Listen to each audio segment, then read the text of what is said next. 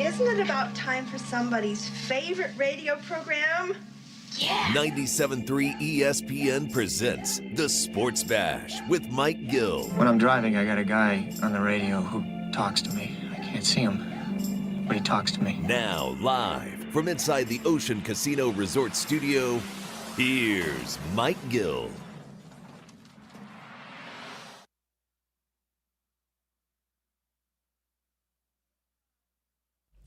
We are live on a happy hour Friday edition of the Sports Bash. What's going on, everybody? I'm your host, Mike Gill. Josh Henning producing today's show. You out there inside the Ocean Casino Resort Studios. What's up? Happy Halloween. Nice day for a little trick-or-treating. Time's the trick-or-treat start? Like 2 o'clock in the afternoon? Is that what they do now? right? Can't do anything at night. Can't do that. So what's it like? They do it in school.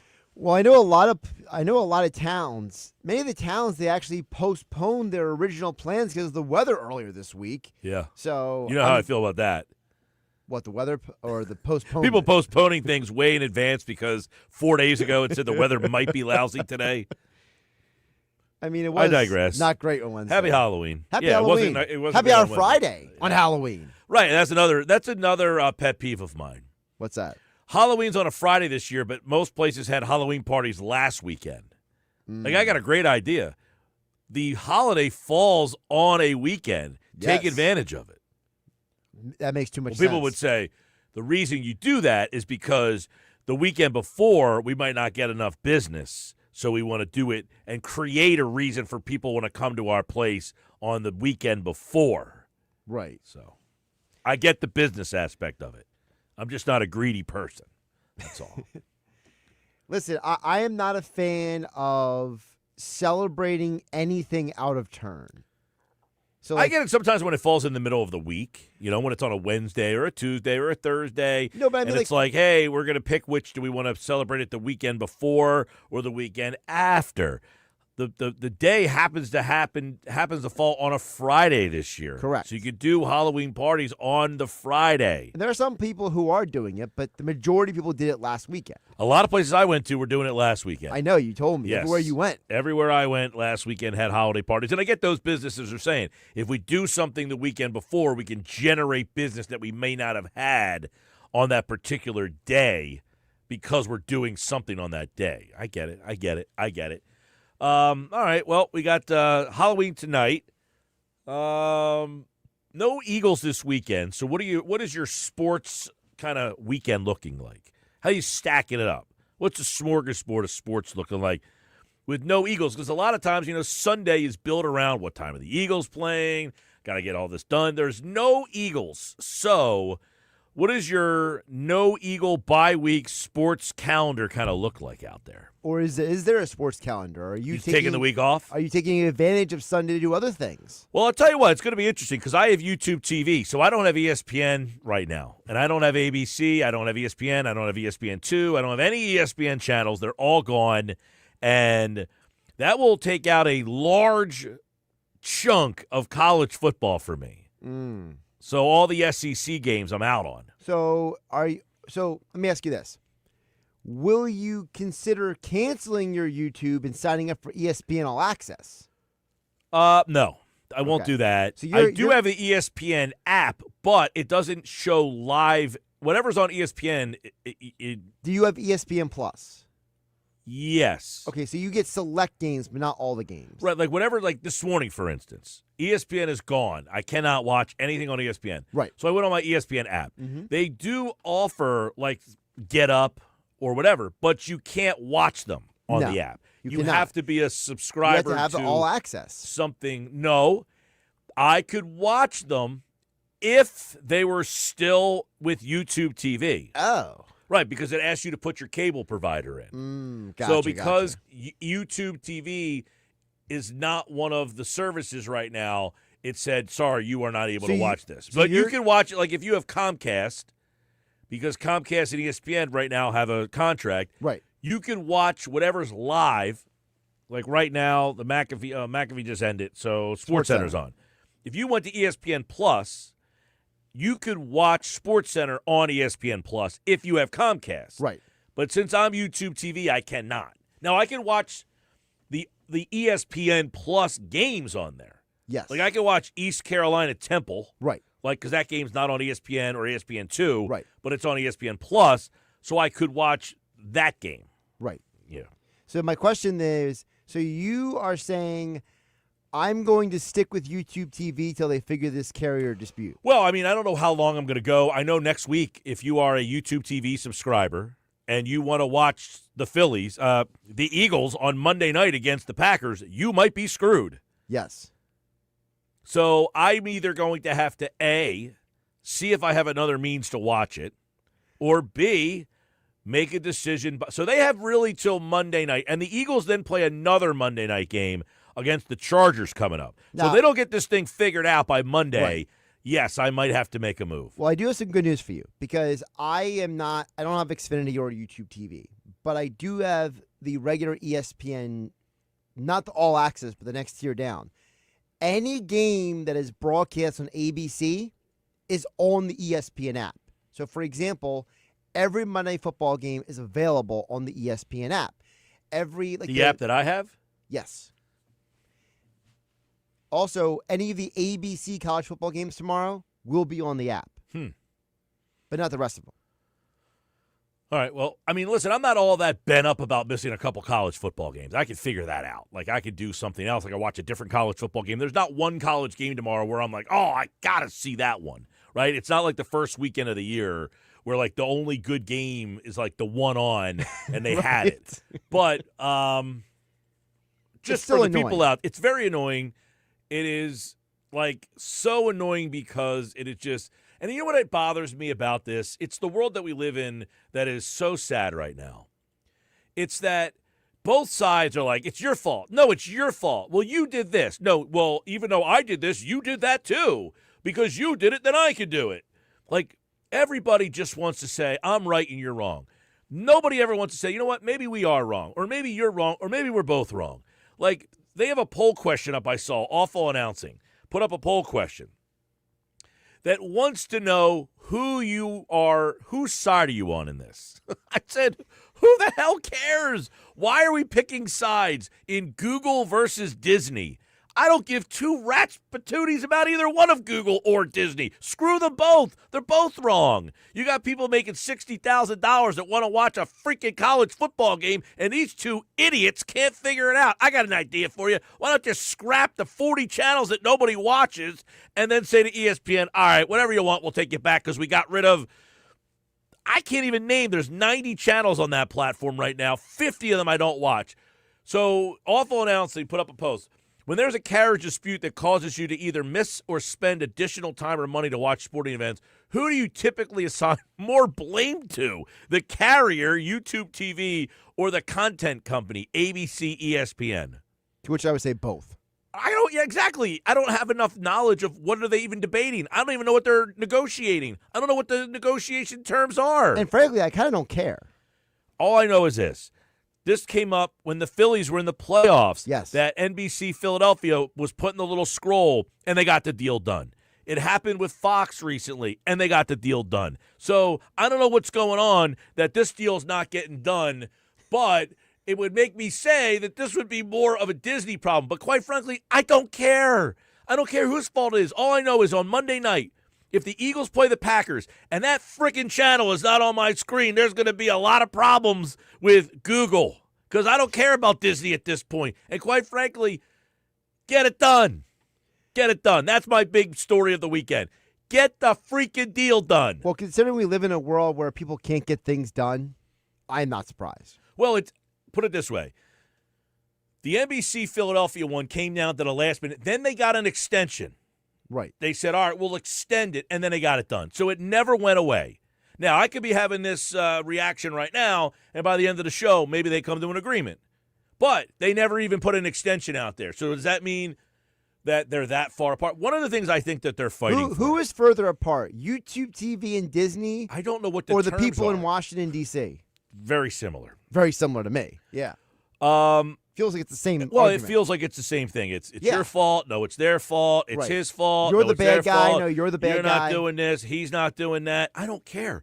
Stop blaming people and just get the freaking job done. Yeah. That's what your job is. Your Right. job is to get the job done, not blame someone for the job not getting done. So here we are. Now, what I would say is this. I don't know what they're fighting over.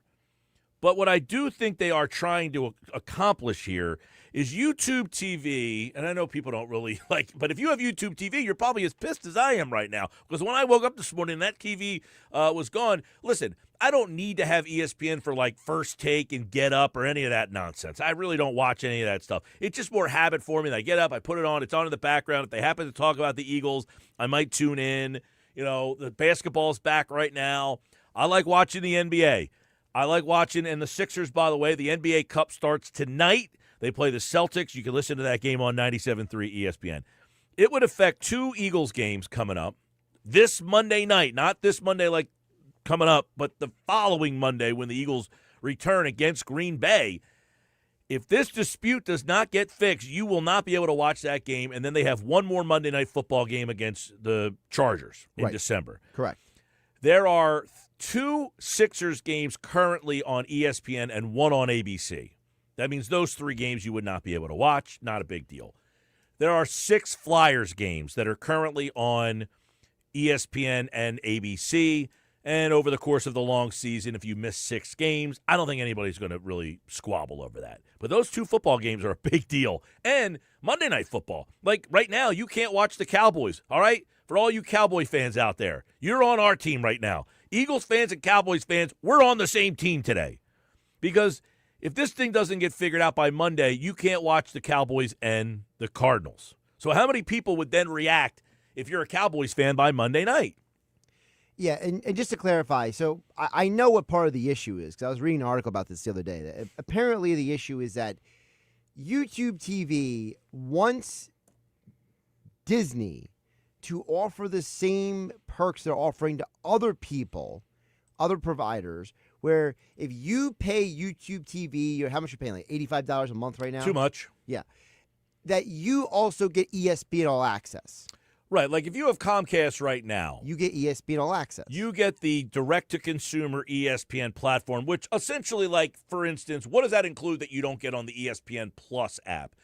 Well, if you are a wrestling fan, you can watch WrestleMania, SummerSlam. All of those things are now a part of ESPN's direct-to-consumer. Correct. They charge like $39.99 a month for that. No, I think it's like $29. Whatever it is. It's an outrageous price for just having ESPN programming plus the WWE. Well, the way the bundle works, pay-per-views, and I think you get Fox stuff too, right? Well, no. Now you're mixing and matching things. So the ESPN All Access, the original purpose is if you don't want to have YouTube TV, Xfinity, Fubo TV, et cetera, you can just pay ESPN the $30 a month to get every ESPN channel. And you get WWE. Well, what Xfinity went to ESPN is they said, people are already paying us for ESPN. So, well, a lot of people think that ESPN is trying to do this so that people will then say, fine, I'll go buy your thing because I'm siding with you. Correct. I want ESPN. I'll just buy your thing. ESPN doesn't really make out whether or not you buy their thing or not because they're getting the money. No matter what. So if you have Comcast, Xfinity Cable, Comcast is paying ESPN a carriage fee for every person that has that. So they're making the money somewhere. Their problem is YouTube is saying we want that number to go down or stay where it is, and ESPN's trying to get more money, I guess, because they're saying, well, we're charging $29.99 for that thing. You need to now give us $29.99 so it matches. Right, you need to give the equivalent. Yeah. And YouTube TV is saying no, because if we do that, we have to charge our people more. Yeah, we're giving you enough money. Jeff and Summers' point. Mike, that's BS. You do enough hard work for ESPN Radio, you should get all access for free. See, that's one misconception. We don't actually work for Disney or ESPN. We are an ESPN Radio affiliate, so we carry their programming, but we do not work for ESPN. Like, people always think, that we work for ESPN because we carry ESPN programming. We don't actually work for ESPN. So we don't, benefit or are hurt by it. Like this particular situation, just because we work for ESPN Radio affiliate doesn't mean we get any. They don't say, hey, pump ESPN television to his YouTube TV. Like, if you work for ESPN and you have YouTube TV, you are not getting ESPN programming right now. Mike, another option is to get a Fire Stick for $30. Yeah, I know there's other options. Believe me, I'm not that dumb to feel like I have other options that I can try. Well, that's why I said, I don't know if I want to just dump YouTube TV but the problem is, like this morning, okay, I usually sit down, I turn on the TV. I'm usually up like in like the 6:30 range, 6:30, 7 o'clock range, okay? And we get up, we get the coffee, I turn on the TV. It's kind of like background noise. Right.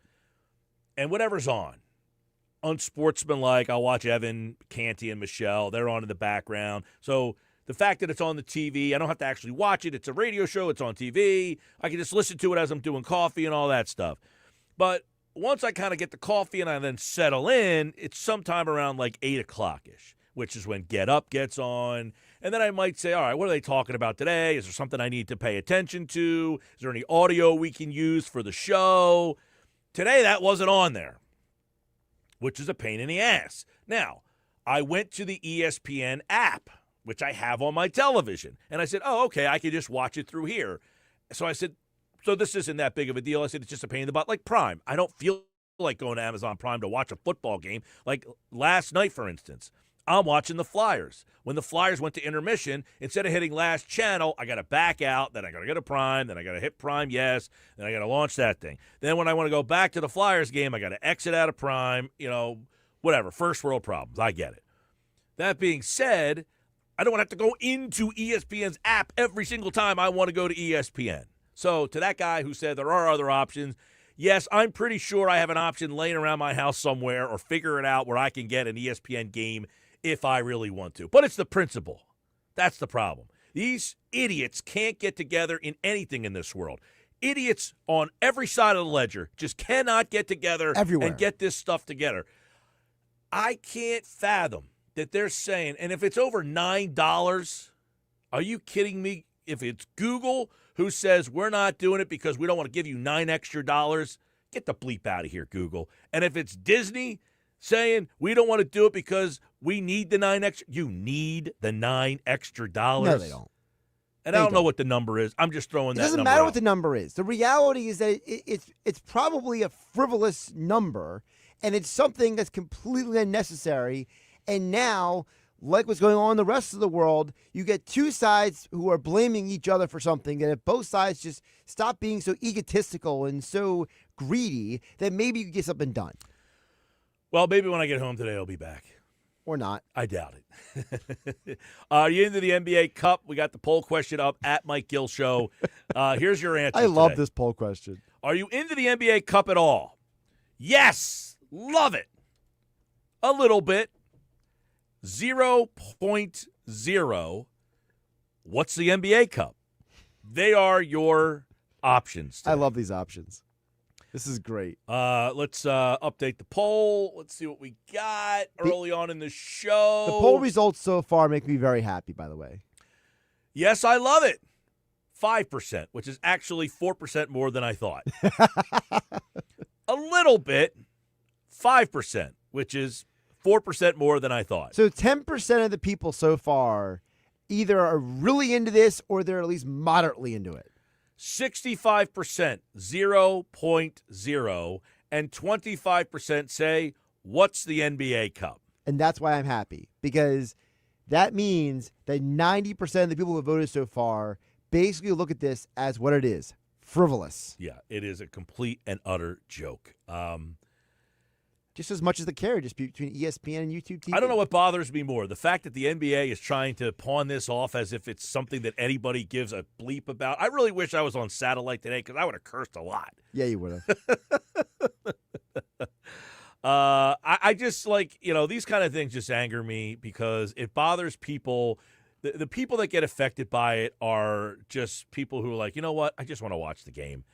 I don't care about Google. I don't care about Disney. I just want to watch the game. I work hard all week, and my only release left is sitting my fat ass down on the couch and putting on the game and sitting there as long as I want to and not having to move. And they have taken now that away from us. So that is why it angers me today. NBA Cup, Sixers and the Celtics tonight on 97.3 ESPN. I want to get into the Sixers a little bit later on, deeper with Michael Kasky-Blomain. We're going to talk Flyers in the 3 o'clock hour. They won again last night. Kevin Durso, our Flyers insider, he's got a new podcast out called The Flyers Files. You guys should all check that out. It's going to drop every Wednesday, I believe. He can tell you more about that. But the Flyers win again last night, so they're fun. The Sixers have their NBA Cup opener tonight. You can listen to the game on 97.3 ESPN. And then it's a football weekend where it's not a lot of great games. We'll do the Friday 5 a little bit later on. We'll go back and check out my Friday 5 from the summertime and see how those games have changed. Horrible football game last night. I wish that game was on ESPN. So I wouldn't, although I did have ESPN last night. You did have, but it was on Prime. It came up till It went off at midnight last night. But So the when I game was looked on at it- Prime, yeah, so that's why I said I wish the game was on ESPN last night. No, but I'm saying is it was on an app that you would have had to open. Which is one of the reasons why I didn't go to it. That game was so not compelling that it didn't move me to open my app. And you weren't disappointed. No, it was really bad. 28-6, was that the final? Yeah. Well, do you now look at my who's in, who's out with Baltimore and think that I might be onto something here? Listen, I think that if Baltimore can play the way they did last night moving forward, then yes. All right, Sports Bash Live, 97.3 ESPN. Coming up, Mike McGarry has the preview of the weekend, all that, plus Michael Kasky-Blomain at 3, Kevin Durso at 3:30, Andrew DiCecco, football at 4, Sal Paolantonio, and I'm working on a special guest that actually might bump Durso to later on in the show. I'm waiting to hear back on a special guest. I'm going to give you a clue, okay? Former Eagle, Super Bowl champion.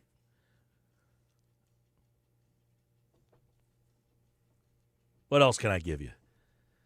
Played for the Eagles, and this other team he played for twice.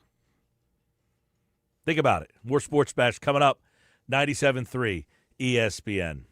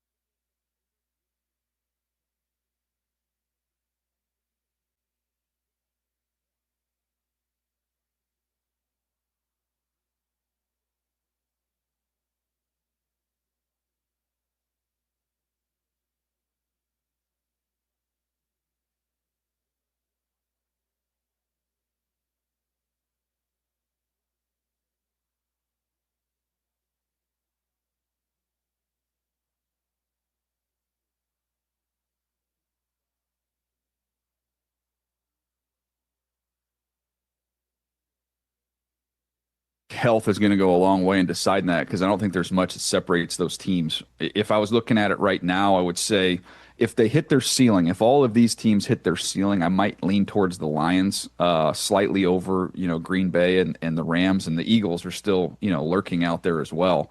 But I think the Lions' best, healthy and their best, I think is the best in the NFC right now. That's Daniel Jeremiah on the Rich Eisen Show. Who's the best team in the NFC? He goes with the Lions. Sounds like my pick. We did Find Five, Ugly Five. That's who I went with. Mike McGarry from the Press of Atlantic City, pressofac.com, is here on a happy hour Friday, on a Halloween Friday. Mike, who is the best team in the NFC as we reach week number 9?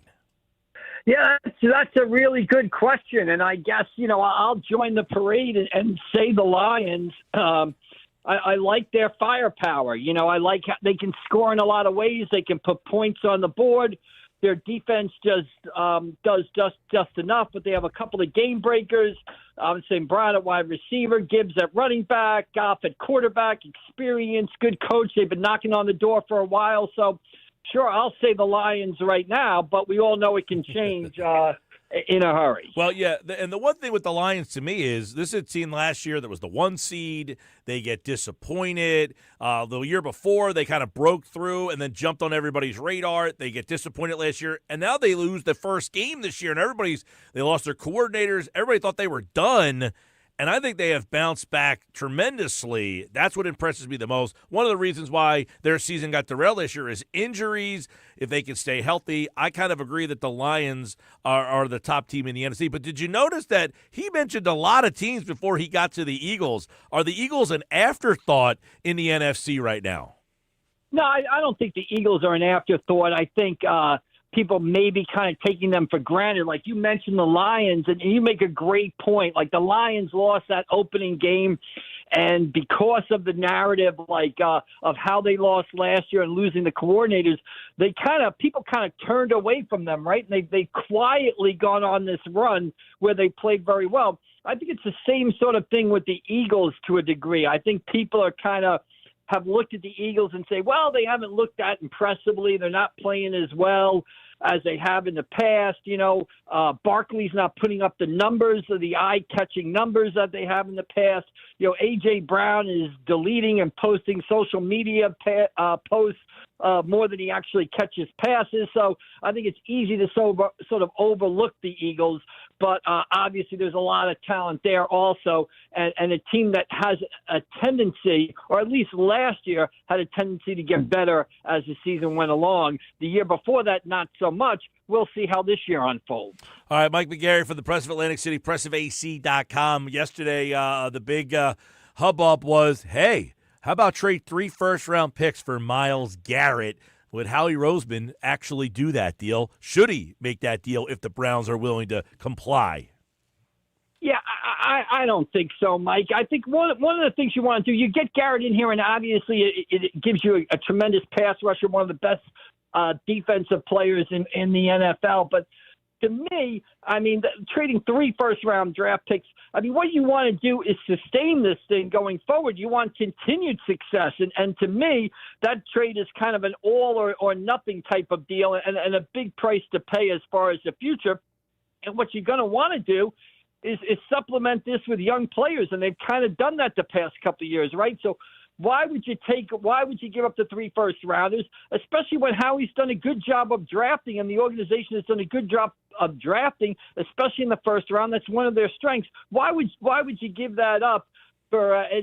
To me, that's kind of today's Halloween. To me, making that trade is like eating all your candy by 9:00 tonight and not saving any for the rest of the weekend. All right, Mike, obviously we'll keep an eye on the trade deadline, which is on Tuesday. I want to shift over to your must-win column over at pressofatlanticcity.com. Trade Bryce Harper. The Phillies and Harper need to turn to baseball's healing powers. Give us a little insight on this week's must-win column. Well, I just thought, Mike, that I couldn't believe that the Bryce Harper talk got to this level, where Dombrowski gives the comment at the press conference, and then Bryce Harper talks to Matt Gelb, the Athletic, talks about how disturbed he is. And to me, a big reason for this is just the disappointment of the Phillies' loss this season, and the kind of frayed nerves that causes, right? It was their third straight playoff disappointment. Rob Thompson, I had a quote from him in the article, talked about the disappointment of defeat and stuff like that. And that's a horrible feeling. I don't care if you're playing a game of Monopoly, coaching youth baseball, coaching youth basketball. When you realize you're about to lose a game, that pit in your stomach, that's a horrible feeling. I can only imagine what that feeling is like for a professional team, especially when they fall short for the third straight year in a row. So I think everybody connected with the Phillies, I compared it to a family being in a car, a packed car, coming home from vacation. You battle in traffic. It's hot. The air conditioner's broke. You get out of that car. Everybody's nerves are frayed. Everybody just needs some space. It's easy to take things the wrong way. I think that's where the Phillies are. I think that's where Bryce Harper's coming from. I think that's where Dombrowski's coming from. And everybody just needs time. So baseball gives you that time, right? It gives you that off season. You're kind of born anew in the spring. You get renewed hope. I just think the Phillies need to let that process play out. I think right now, everybody connected with the Phillies is kind of on edge and ready to jump on any little thing, and they just need time to clear their heads going forward. So I'm sure you're watching this World Series. It's been a good one. When you watch this World Series and then kind of reflect at what the Phillies failed at or don't have or they're missing, you watch these two teams. And many people thought the Phillies and the Dodgers might be the two best teams. Well, the Blue Jays are saying, you didn't watch enough of us. What are you getting from this series that maybe the Phillies can try to emulate? Well, a couple things. To me, and you're right, obviously the Blue Jays have done a great job here. To me, the Phillies are the third best team in baseball, right? Toronto, 1, Dodgers 2 right now, Phillies 3. I think those are the three best teams in baseball. To me, a couple things. You look at Toronto, the way they work pitches, the way they're able to put the ball in play. We've talked about it for 3 years, but good things happen when you put the ball in play. And Toronto is able to do that and hit timely home runs, too, which is what you need to do in the playoffs. The Phillies have the guys who can hit timely home runs. They do not have the guys, however, who can put the ball in play against elite pitching on a consistent basis, which is what the Blue Jays have done, which is why they're up 3-2. The other thing, and I asked Dave Dombrowski about this at the season-ending press conference, the Phillies have a lot of players, Mike, who are great April to September. In October, they're only okay. They don't have guys on their team who are better in October than they are in July and August. The Dodgers have guys like that. Dave Dombrowski mentioned one, Kiki Hernandez. He seems, you see Kiki Hernandez in August. He's batting .220. You're wondering why he's on the team. Then you see him in October. He's making great plays, getting big hits, hitting big home runs. The Phillies don't have a guy like that. I think they need to go out and find guys like that. Now, they're not easy to find because they're not on every street corner or something like that. I don't even know how you go about identifying them. But successful postseason teams have players who are better in October than they are in July. Jeter was better in October than he was in July. Bernie Williams better in October than he was in July. Andy Pettitte better in October than he was in July. The Phillies have that with some of their pitchers, Zach Wheeler specifically, but position-wise, there's not one guy in that lineup who's better in October than they are in July or August. And I think the Phillies need to find guys, one or two guys, that can, and that could make the difference in a postseason series. We'll see what they end up targeting this offseason. By the way, I was looking at something with Toronto on June the 29th. I just picked a random day. June 29th of this year, Toronto was 45-38. They were in third place in the American League East. Philadelphia was 49-35. They were in first place in the National League East. So Toronto on June 29th, I don't think anybody said that really looks like a World Series team. They were a couple games over 500, 3 games back, and obviously, so when we look at these teams halfway through a season, you never know who's going to take off, and right now that team has got it. Right, and you never know, Mike, because the guy who pitched the other night for Toronto and went out to Dodger Stadium and, kind of shut down the Dodgers wasn't even on the team in June, basically. So you never know how it's going to change. Baseball's a long season, and maybe that's another reason why the Phillies are the third best team in baseball and not the first best team in baseball or the second best team. Is their young guy, their Andrew Painter. Yep. I'm sure maybe they envisioned Andrew Painter doing what the Blue Jay guy did the other night, but Andrew Painter didn't do that, and maybe that's another reason why the Phillies are sitting home watching this World Series. Well, I'll tell you what, we talk about that a lot. The Phillies seem to be a lot more conservative with their younger players. They never gave them an opportunity. Yasevich got this opportunity. He only pitched, I think, 3 games in the regular season, and they said they saw enough from him to say, you know what? We're going to put you on our postseason roster. And then he's pitching Game 1 and Game 5 of the World Series. Hey, and didn't the Yankees almost do the same thing with the guy? I'm not even going to attempt to pronounce his name because that's only going to get me in trouble. But the Yankees did the same thing with their rookie guy, and you're exactly right. I mean, Justin Crawford stayed in the minors all season long. Andrew Painter stayed in the minors all season long.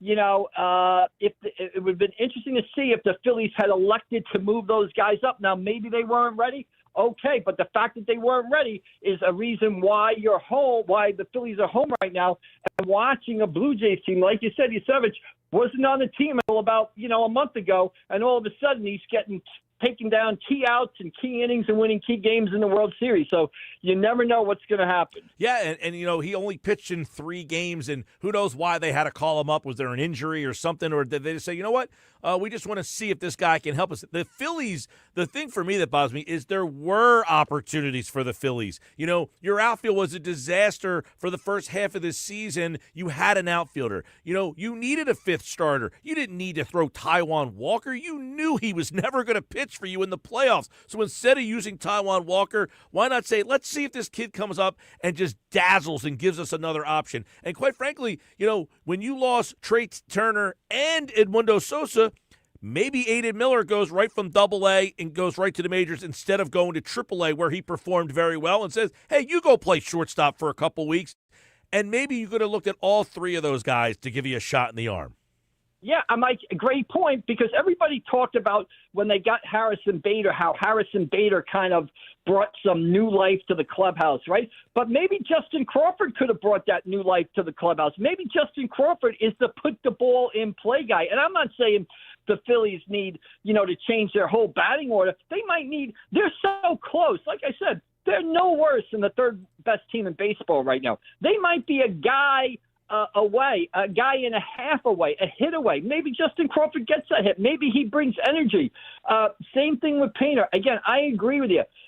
Baseball is becoming a younger and younger man's game, a more athletic game since the rule changes, right?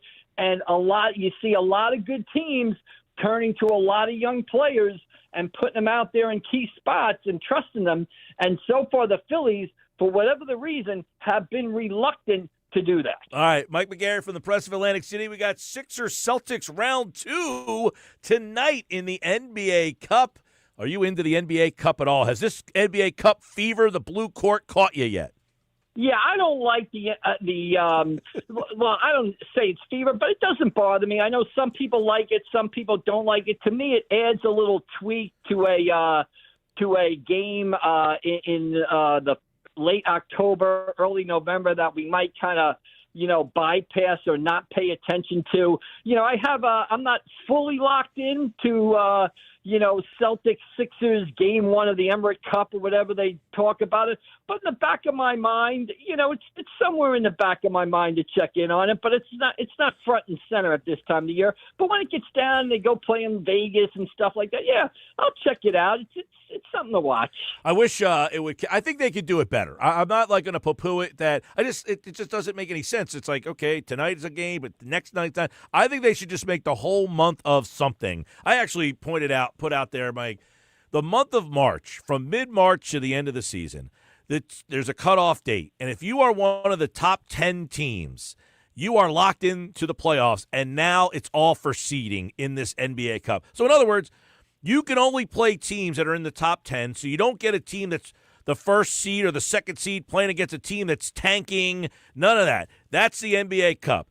That's the cutoff date, like the high schools. You get a cutoff date for playoffs. Now you're in. Now you're all playing for seeding. And those NBA Cup games, you could have a team move from 10th to 6th, from 6 to 3, from 3 down to 7. Every game would matter the rest of the way. Yeah, that is interesting. That puts a lot of pressure on the one game. Teams might say, hey, I've played all this way to get a 2 seed. Now I lose one game, and all of a sudden I'm the 7 seed here. To me, I understand what the NBA is trying to do. I mean, it's a long season. They get and the season kind of goes in and out of the clouds, right? It's exciting the first couple of weeks, and then around Thanksgiving it fades away, and then maybe it comes back on Christmas, but then it fades away again in February and March. March Madness. More college basketball, and then it comes back in April for the playoffs and stuff like that. So I understand what the NBA is trying to do. I don't know what the answer is. These games are slightly interesting, but again, I'm not going to be breaking down Emirates Cup results tomorrow morning at 8 o'clock over my bagel and coffee. You just know the culture that we live in, like winning anything other than a championship just doesn't resonate with fans. It just doesn't. Yeah, it's unfortunate because I think some of the games when they get to the single elimination are interesting. And I do think the teams play a little bit harder or they approach these games differently. They definitely leave their starters in longer because of the point differential and stuff like that. So I think it can be good basketball. But I agree. I mean, in the end, what does it all mean? It's just entertainment, basically, I guess. Like going to the movies or putting a record on or something. Do they still put records on or whatever you do? Maybe. Call up a song on your phone. Vinyl could be coming back. It could be coming back. Mike McGarry from the President of Atlantic City. The high school football playoffs are here. You were out last night. I'm sure you're heading someplace tonight. Yeah, a great game last night. Pleasantville beats Delsey. Pleasantville 2-8 last season. Now they're 7-3 under first-year coach Elijah Glover, kind of turning it around there. They'll play Cedar Creek in a South Jersey Group 3 semifinal next Saturday. Tonight, I'm headed to Atlantic City. Great game there. Atlantic City is the top seed in South Jersey Group 5, but they're playing number 8 seed Cherokee, who is 3-5, is a perennial power. The teams played in the regular season. Atlantic City was down 21-6 entering the fourth quarter. They rallied to take a 24-21 lead, and then they had to make a goal line stand in the final seconds to win that game. So I'll be out there tonight. This is no ordinary 1 versus 8 seed in Atlantic City, Cherokee. And then tomorrow I'll be at Mainland, South Jersey Group 3 quarterfinal. 2 rivals, Mainland and Ocean City, meet in the playoffs, 11 a.m. tomorrow at Mainland. All right, you can follow at AC Press McGarry for all the updates and check him out over at thepressofatlanticcity.com. Mike McGarry's back on Monday to take a look back at the weekend that was, including those entertaining NBA Cup games. Thanks, Mike. All right, we'll see you down the road, Mike. Thanks. All right, we'll update the poll question coming up on the other side. Are you into the NBA Cup? Keep voting over at Mike Gill Show. Text in 609-403-0973, 609-403-0973. And McGarry's brought to you by Broadley's Plumbing, Heating, and Air Conditioning, serving South Jersey since 1911, keeping your home comfort day ready this season. We got 99 bottles today. 4 more chances to enter. Happy Halloween, y'all. What are y'all being for? Anybody got a good costume this year? What's the big costume? I think the 6-7, right? People are wearing 6s and 7s or something like that. Is that like the couple's costume? Just put on a crew neck. One guy, the girl's got the 6 and the guy's got the 7 or vice versa. I was actually impressed during McAfee's show that Dan Orlovsky changed his costume mid-interview. Well, yesterday on Get Up, Tyler Lewan changed his Halloween costume every segment. He was a hot dog. He was Jason. A pirate. He said, "I'm just a generic pirate. I don't want to be like labeled as any particular pirate." Yeah, and then he came out as Jason at one point. No, it wasn't Jason. It was oh my goodness, Michael Myers. Gotcha. Yeah, people are having fun on the TV today. I'm not dressed. I totally forgot about it until I got here. Not that I would get dressed. Usually we have a little costume thing in the building. I've seen nobody dressed up. Well, normally they put out like something, hey, we're going to take a picture. Nothing this year. Nothing. Which I'm all for. That's fine with me. I'm here for it. I'm here to work. All right, we'll update the poll question. By the way, I teased a possible special Eagles guest. See if you know who it is coming up next. Here's the clue for the listeners. Super Bowl champion with the Eagles. Actually, a Super Bowl champion with his former team.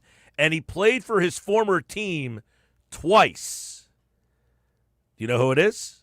609-403-0973. They might join me. He might join me at 3:30 today. Stick around.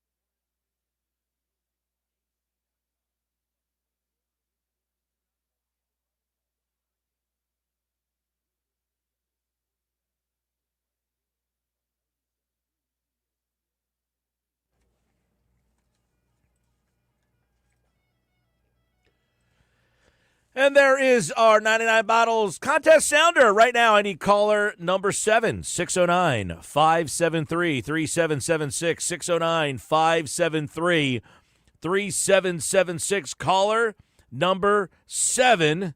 You were entered into this year's 99 Bottles party, which means you have a shot to win great tickets, including Sixers tickets, Flyers tickets, and a pair of Eagles tickets are at stake to go see the Eagles play the Bears Black Friday at Lincoln Financial Field. Concert tickets and shows from all over South Jersey and the area. You must be present to win at Maynard's in Margate on November 26th, the day before Thanksgiving, when the Sports Bash is live for our annual 99 Bottles show. Caller 7. Good luck.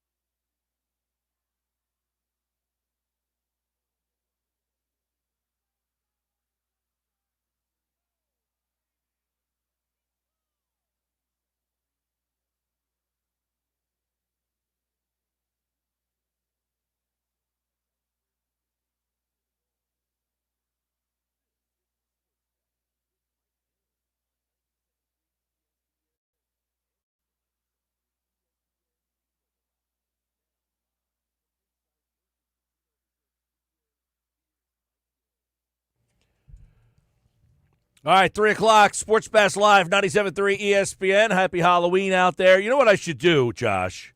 We did get another qualifier for 99 bottles. He is Rob in Deerfield. He joins the party.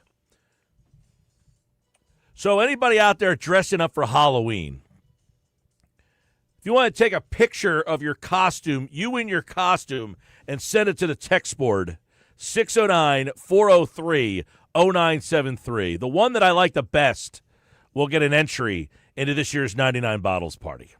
I like your face, but it's not changing my mind. Send in a picture.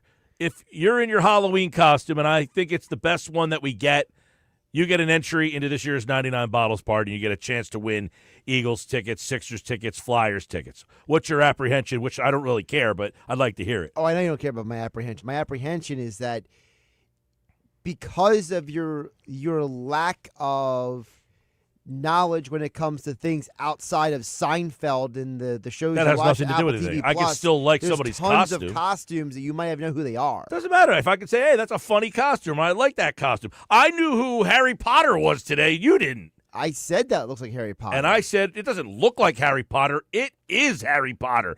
Just because I don't watch Harry Potter, I still know who it is and can appreciate the costume. I think there's some costumes you're going to get that you're going to have no idea who they are. Maybe. I might not know who they are, but I might say, hey, that guy went out of his way to dress up like that. Like somebody texted in before and said, let's see here, Anthony from EHC, my wife and I are being Mermaid Man and Barnacle Boy from SpongeBob. Now, I probably would not know who that is, but if I see the picture of Mermaid Man and Barnacle Boy, I might say, that's a pretty good idea there, Anthony from EHT. All right. Yeah, well, I'm not going to say, well, I don't know who that is, or I'm not a fan of that. But like, I certainly know who Harry Potter is, even though I've never read any of the books. Yeah, what kind of thing is that to say? Well, I just think that, I know there's a lot of stuff that I'm familiar with that and by the way, it's vice versa. There's things that you're familiar with that I have no clue about. Well, listen, let's see what people dress up as. If you want to enter for this year's 99 Bottles party, send a picture of your Halloween costume, 609-403-0973. And if I like it, we will contact you, and you are entered for this year's 99 Bottles party. Now you have a shot to win Eagles, Flyers, Sixers. Also, by the way, just added for the first time ever, a little Phillies prizes are coming. I reached out to the Phillies today, and they want to be a part of this year's 99 Bottles party. We've never actually had the Phillies involved in 99 Bottles.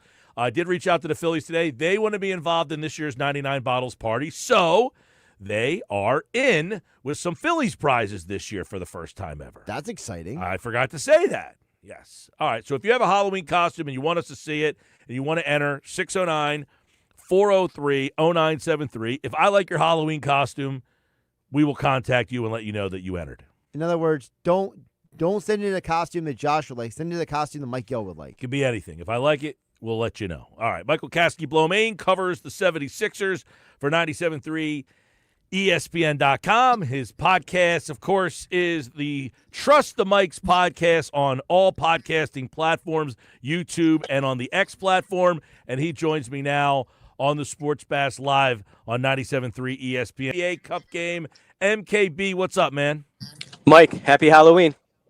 Happy Halloween. Do you have a costume? You seem like the kind of guy that would dress, but very inconspicuously. If I'm doing a costume, I'm doing classic Michael Myers. That's the same one all the time? I also have a Stone Cold Steve Austin costume that I like to pull out. Mask, belt, the jeans, the T-shirt, the whole vibe. Right. Yeah, my best Halloween costume, I think, was when I was Kevin Owens. I was Kevin good. Owens years ago, and I think I pulled it off pretty well. Is there photo evidence of this? Actually, it just came up on my social media page, Memories, the other day. Yes, I can try to send it to you. I was going to say I need to see this. If it's passable or not. It was so good that I was Kevin Owens 2 straight years because I thought it was so good the first year that I wanted to do it again the second year because I went to a different Halloween party. Hey, if it works, stick with it. It worked. All right. First off, Sixers Celtics NBA Cup round 2 for these two teams.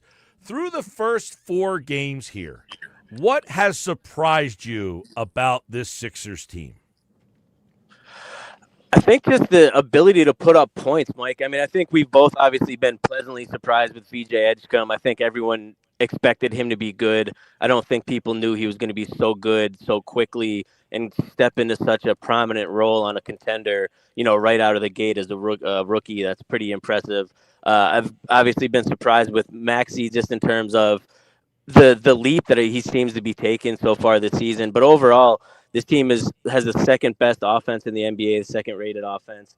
And that's without two guys in Jared McCain and Paul George that are expected to play like prominent roles on this offense. So the fact that they've been winning games by outscoring teams, we have to make that clear. The defense hasn't been great, but the fact that they've been able to put up so many points with Joel playing, not his best basketball and missing some of these guys, I think has been really surprising and impressive.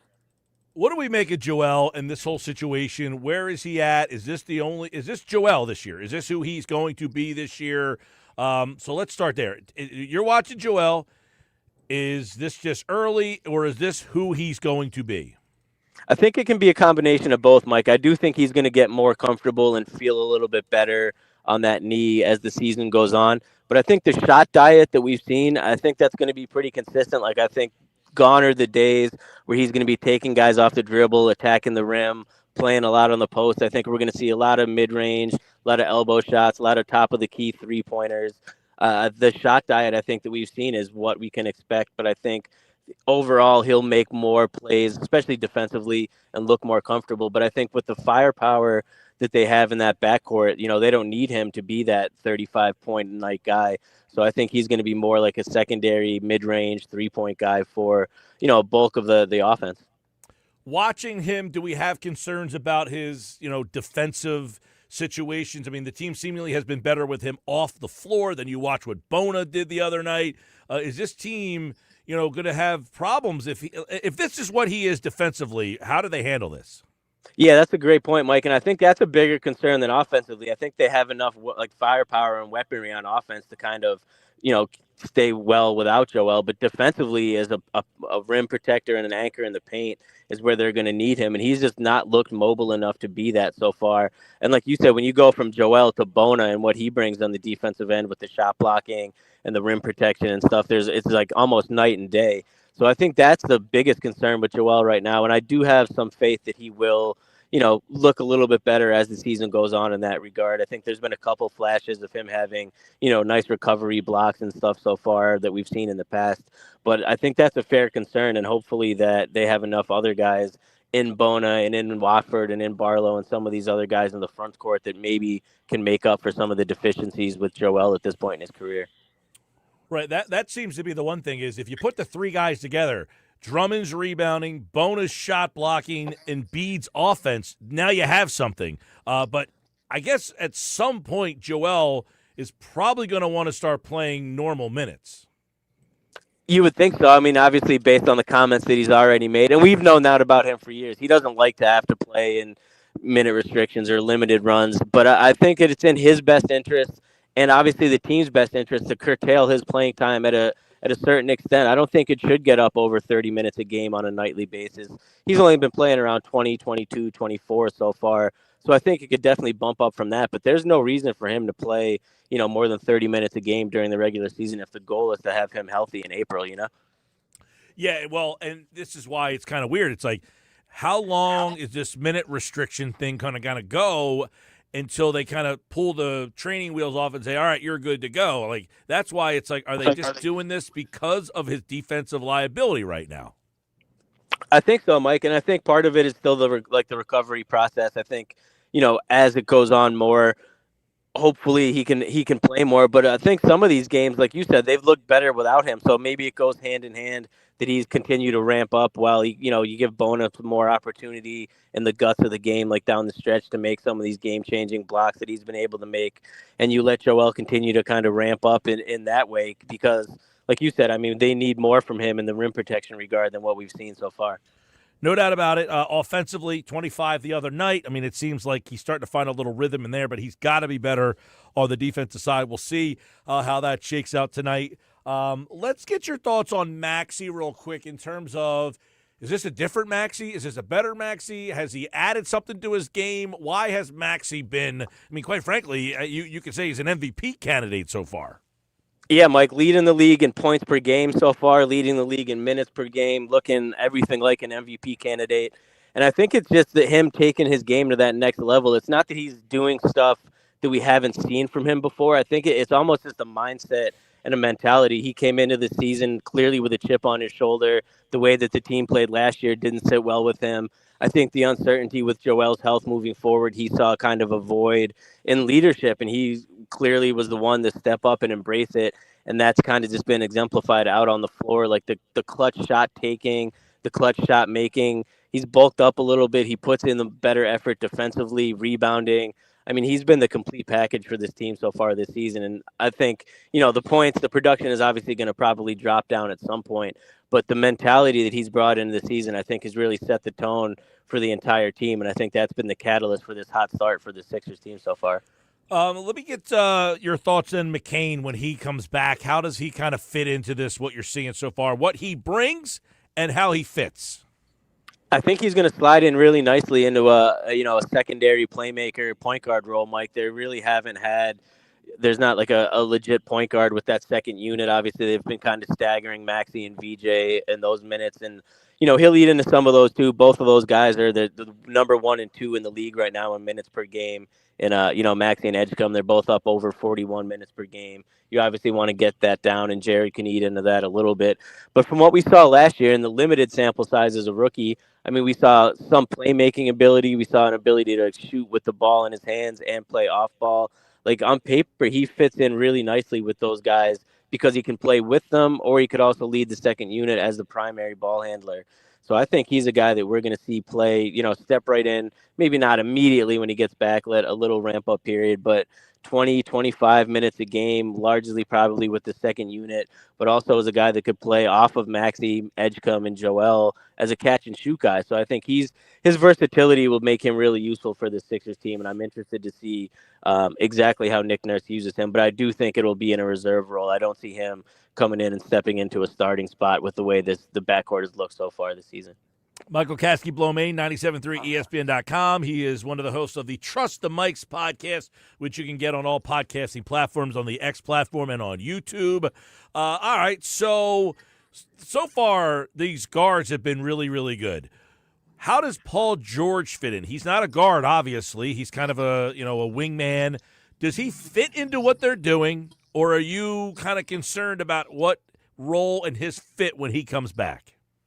I'm not concerned at all, Mike. I think he fits in really nicely. The Sixers have struggled defensively so far this season, especially on the perimeter. I think they're really going to need his size, length, and athleticism out there to, help slow some of the scoring. Especially we've seen the Sixers get outscored by a lot in the third quarter of every game so far this season. And I think having him out there to put on, the other team's best wing player will really help.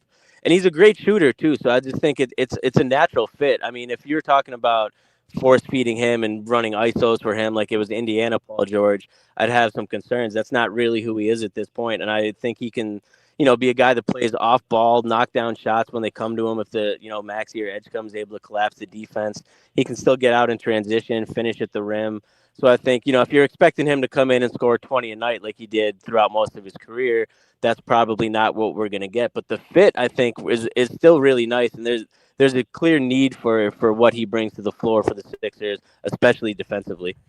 Right. When he comes back, I guess, what does he take? Barlow's spot, I would imagine?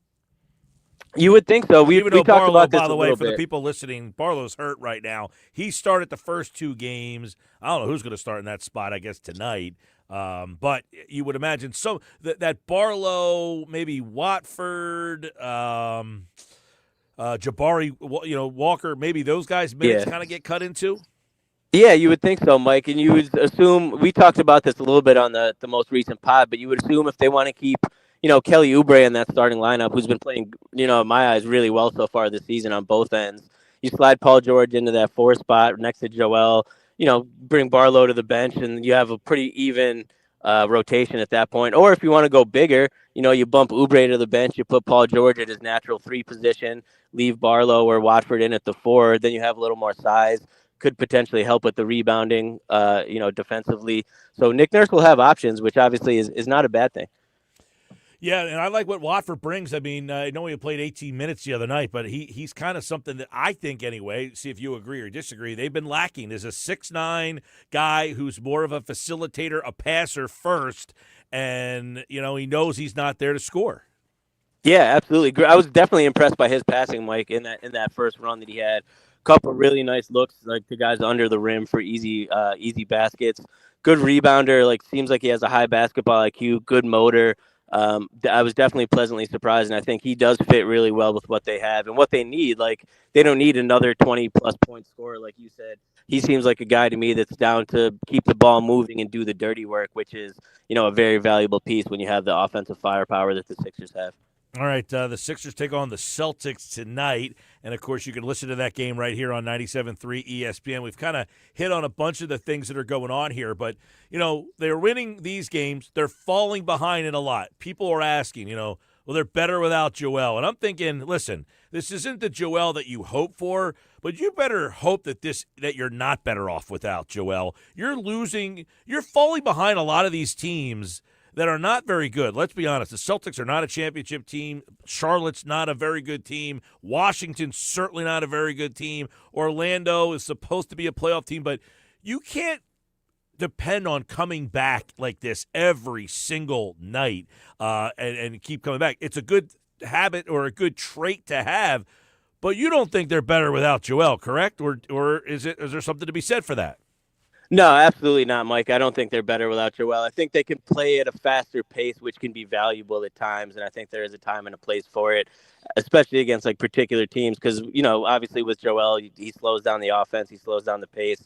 With a guy like Bono who can just get up and down the court, rim run, and finish on both ways, it brings a different aspect. But, I mean, you're going to need Joel Embiid if they're going to make any sort of a real run later in the season for the half-court offense, the scoring, you know how the playoff basketball is. It buckles down, and you have to really get buckets in the half court, and that's going to be something where the Sixers are going to need him. And that's you hit on it with the start of the season. It's been great, but in a way, I don't want to say it's fool's gold, but they've beaten 4 teams that are not championship contending teams by any stretch of the imagination. So you can't do this where you give up 15-point lead in the third quarter of every game against some of the better teams in the conference. So that's definitely something they need to straighten up.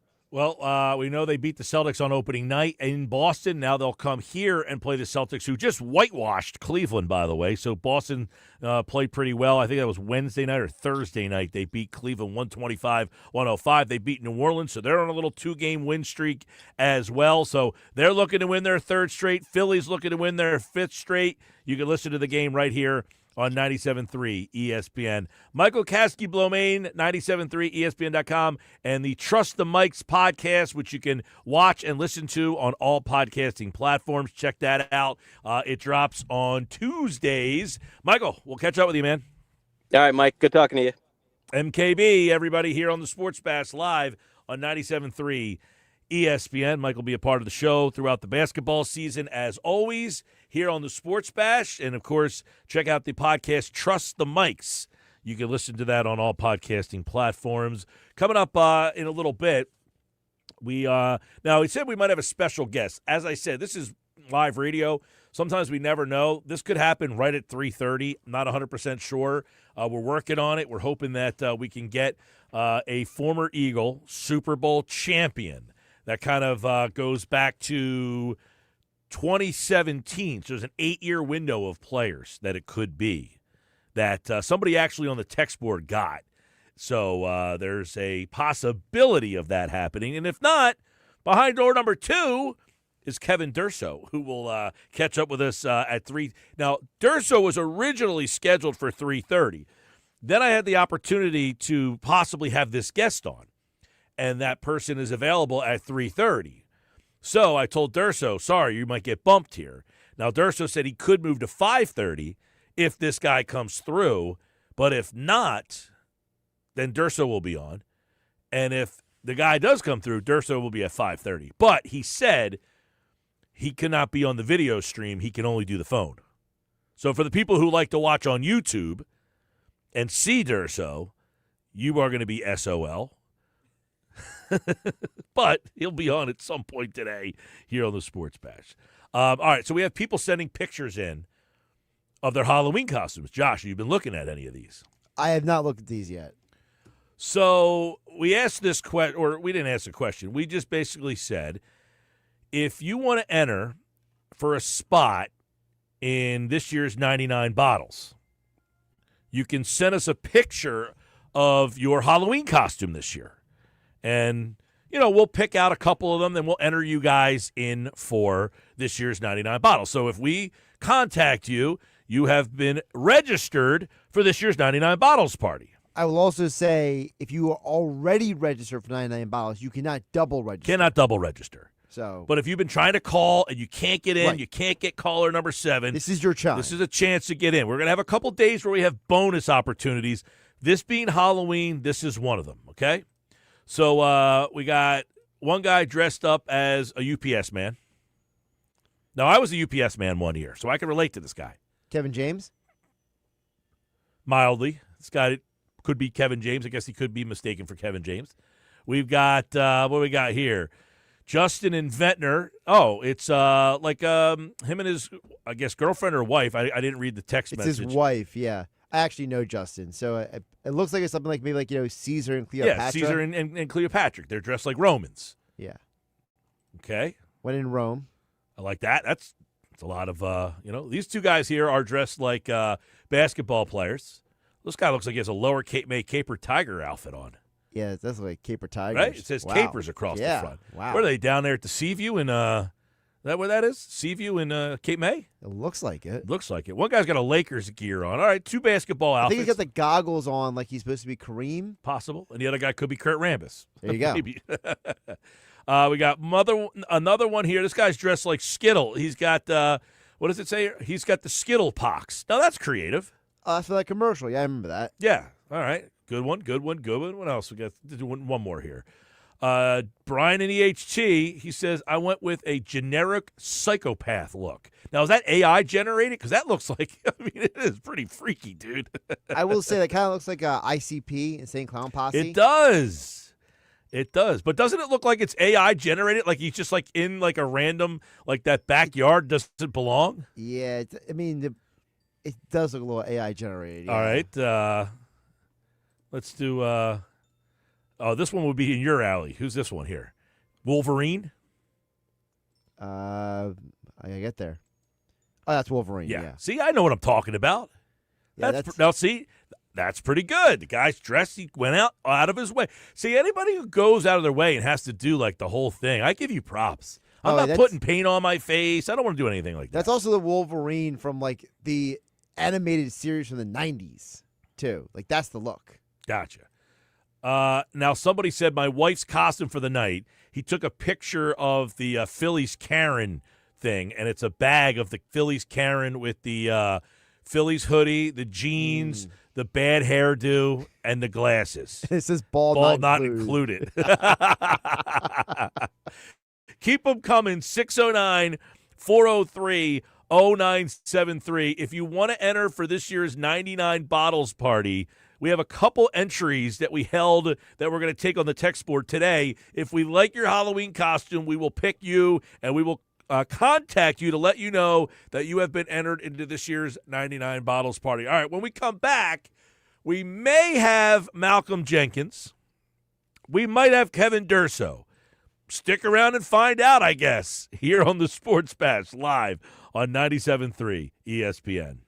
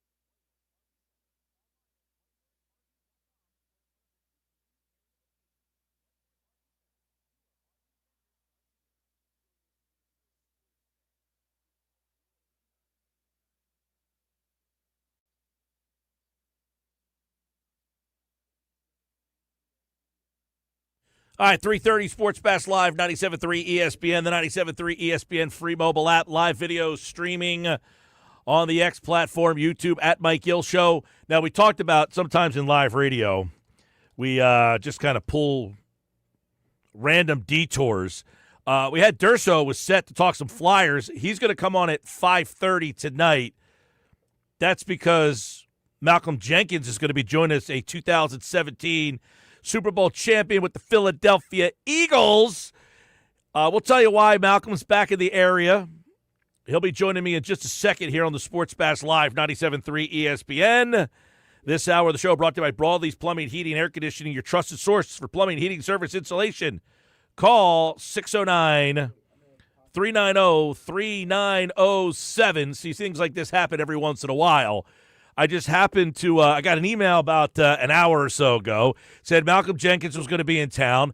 I answered the email, and I said, hey, if Malcolm wants to come on and talk about his event, we'd love to have him on. And just like that, bam, Malcolm Jenkins joins me right now on the Sports Bash Live, 97.3 ESPN. Of course, multiple Super Bowl champion. Philadelphia Eagles is what we remember the most. Malcolm, welcome back, man. How are you? I'm doing well. How you doing? I'm doing great. It's good to hear from you. I got this email a little while ago that said you were going to be in the area. So let's check out why you will be here. Burnley FC Disrupt Sports, something that you are a co-founder.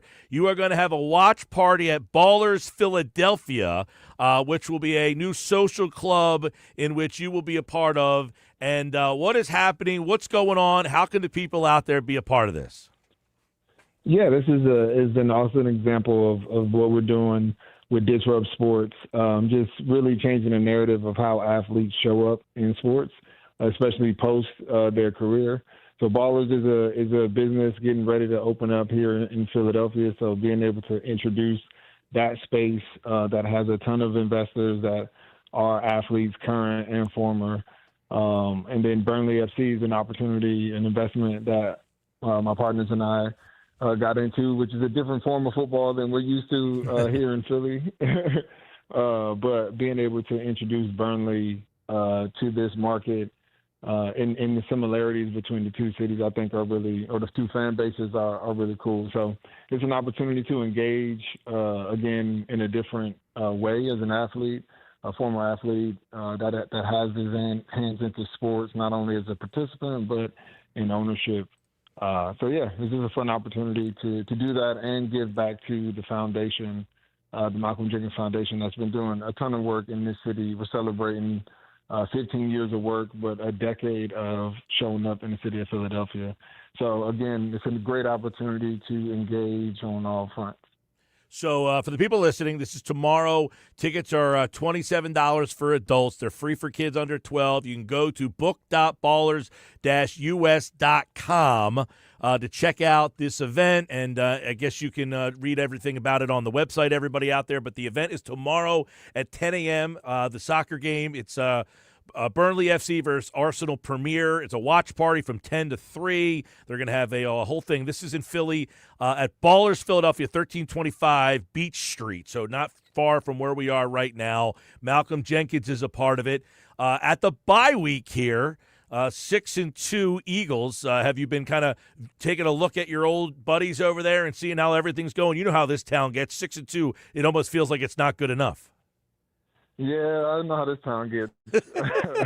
The bye week can come soon enough. I think, it's a good chance for everybody to level set. I think, when you start the season, you look at where you want to be at this point.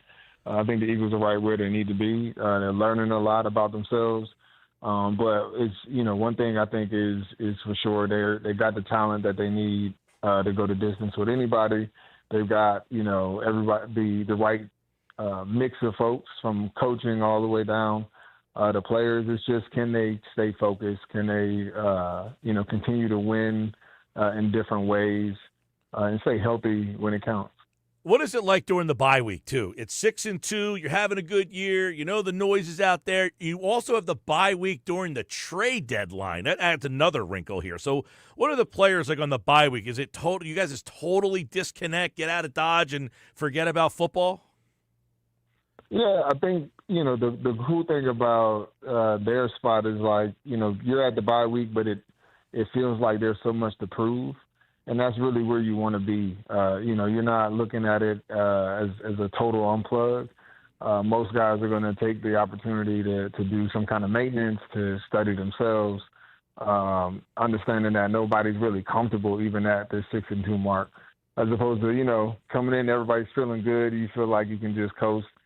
I like the fact that there's a little fire still burning, so they're more so just catching their breath. What did you think of when you saw Brandon come out of retirement? Did it make you think like maybe I should join him, or were you more like, what are you doing, man? I started to, the TVs are now kind of big. You got all the 4K and everything. I'm watching to see if I could imagine myself running into guys, and now those days are done. So it's more, it's hats off to BG. He can still do it. We know his engine's still going. This is one thing that was going to keep going, especially the trash talk. So I'm excited to see that getting going. Malcolm Jenkins, of course, Super Bowl champion with both the Eagles and the Saints. 2017 will always be remembered. He's in the area. Ballers Philadelphia is where you can see him tomorrow. He's got a whole event. Check out the Ballers website. You can get tickets for this. And, of course, it's tomorrow morning at 10 a.m. It's a watch party. Now, you see – during the Super Bowl year that you guys had, you had some adversity. That stuff comes up. You hear the stuff going on with AJ. It seems like it's almost every week. Are these things that like is normal, though, throughout the course of a long football season, even with teams that are good enough to win Super Bowls? Yeah, I think that this is a part that, is the fans don't necessarily get to always see, but every single team has talent and has great individuals, which means that managing those individuals becomes part of, what makes you a champion. And so I don't think this is anything new, but it's just one of those things that, if the team understands what's what and can stay focused, then it's not a problem. But if this was a team that had that lack focus or listened to all of the hype, then, it could easily be a distraction. But I think this team has shown us more than once that they understand how to come together. They understand what's in their locker room. They trust one another, and they can keep it pushing. As a defensive player, Malcolm, when you watch the Eagles' offense, do you look at a clunky offense, a disjointed offense, or can you kind of look at it and say, I see what the issue is here? Or do they not have an issue? Honestly, you got to look at the results. I think everybody wants to have an explosive offense, but I see a versatile one. One that forces you to play discipline, one that forces you to be able to stop the run, but then it can also be explosive on the outside. And so whenever you have an offense that can do all of those things and still beat you in an ugly game, that creates more problems than solutions. So the way I see it is like it's not always pretty, but it is always effective when you look at the results.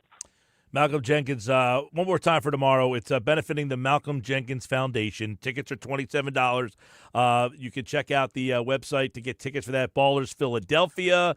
And there's a watch party tomorrow, 10 a.m. to 3. The kickoff is at 11. So you get a little hour ahead. Then the game begins. Then a little hang around afterwards. And it's two-time Super Bowl champion hosting this awesome community event, Malcolm Jenkins. Hey, I'm glad we got to do this on like a moment's notice here. Hope it didn't, ruin the rest of your Halloween day over there. Oh, no, you're good. No, I appreciate the opportunity. Appreciate the space, brother. Absolutely, man. And we will catch up with you hopefully soon. All right.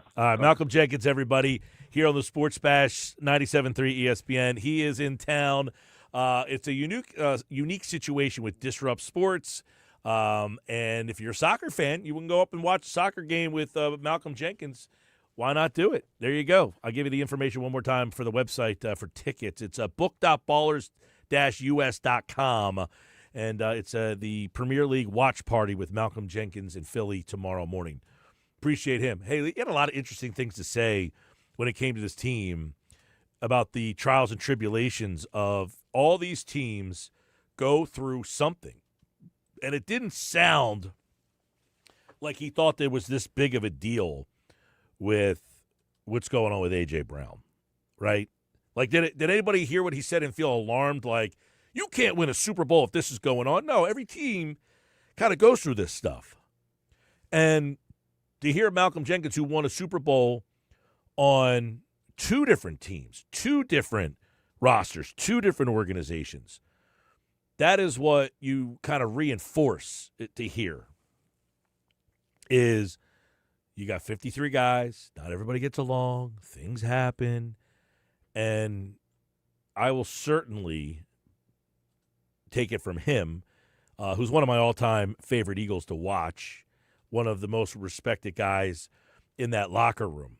Malcolm Jenkins always has been. He's always been kind enough to join us on our show as well. I think we caught up with him down at the Super Bowl down in Miami. I think we were in Miami when we had him on last. And we actually had asked him about, at that point, I think he was a free agent and he wanted to come back. And he said, look, it's not me. It's, he ended up signing back with New Orleans. You've actually had him on twice at Radio Row because the one year you were asking him about defenses and blitzing, and that was the famous quote where he told you, he says, listen, a defensive coordinator worth his salt doesn't need a blitz in order to get to the quarterback. Mm-hmm. And that was a clip that we basically played until the button died. Well, he was right. Any coordinator worth his weight in salt does not want to blitz. You don't want to have to blitz if you don't have to.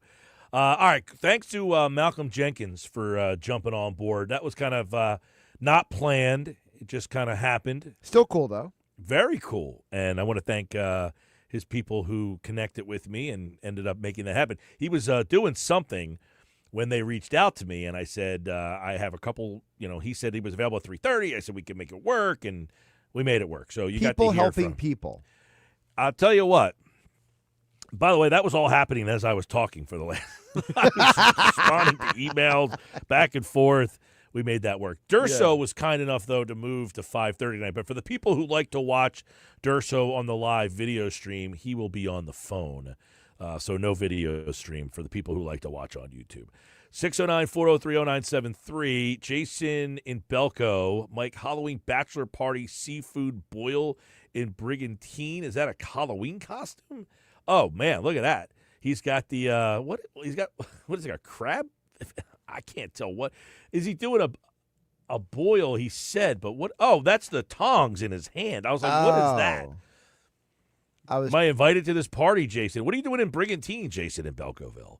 That's way out of your range. Anybody going to Brigantine, that's way out of the way. It's a trip. For anybody. Keep them coming.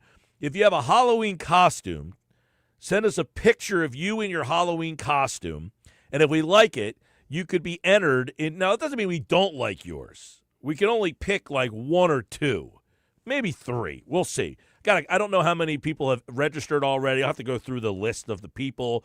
We only have 99 slots. So I'm trying to do the math in my head. How many open slots did we hold for, little one-offs, texting here, picture there?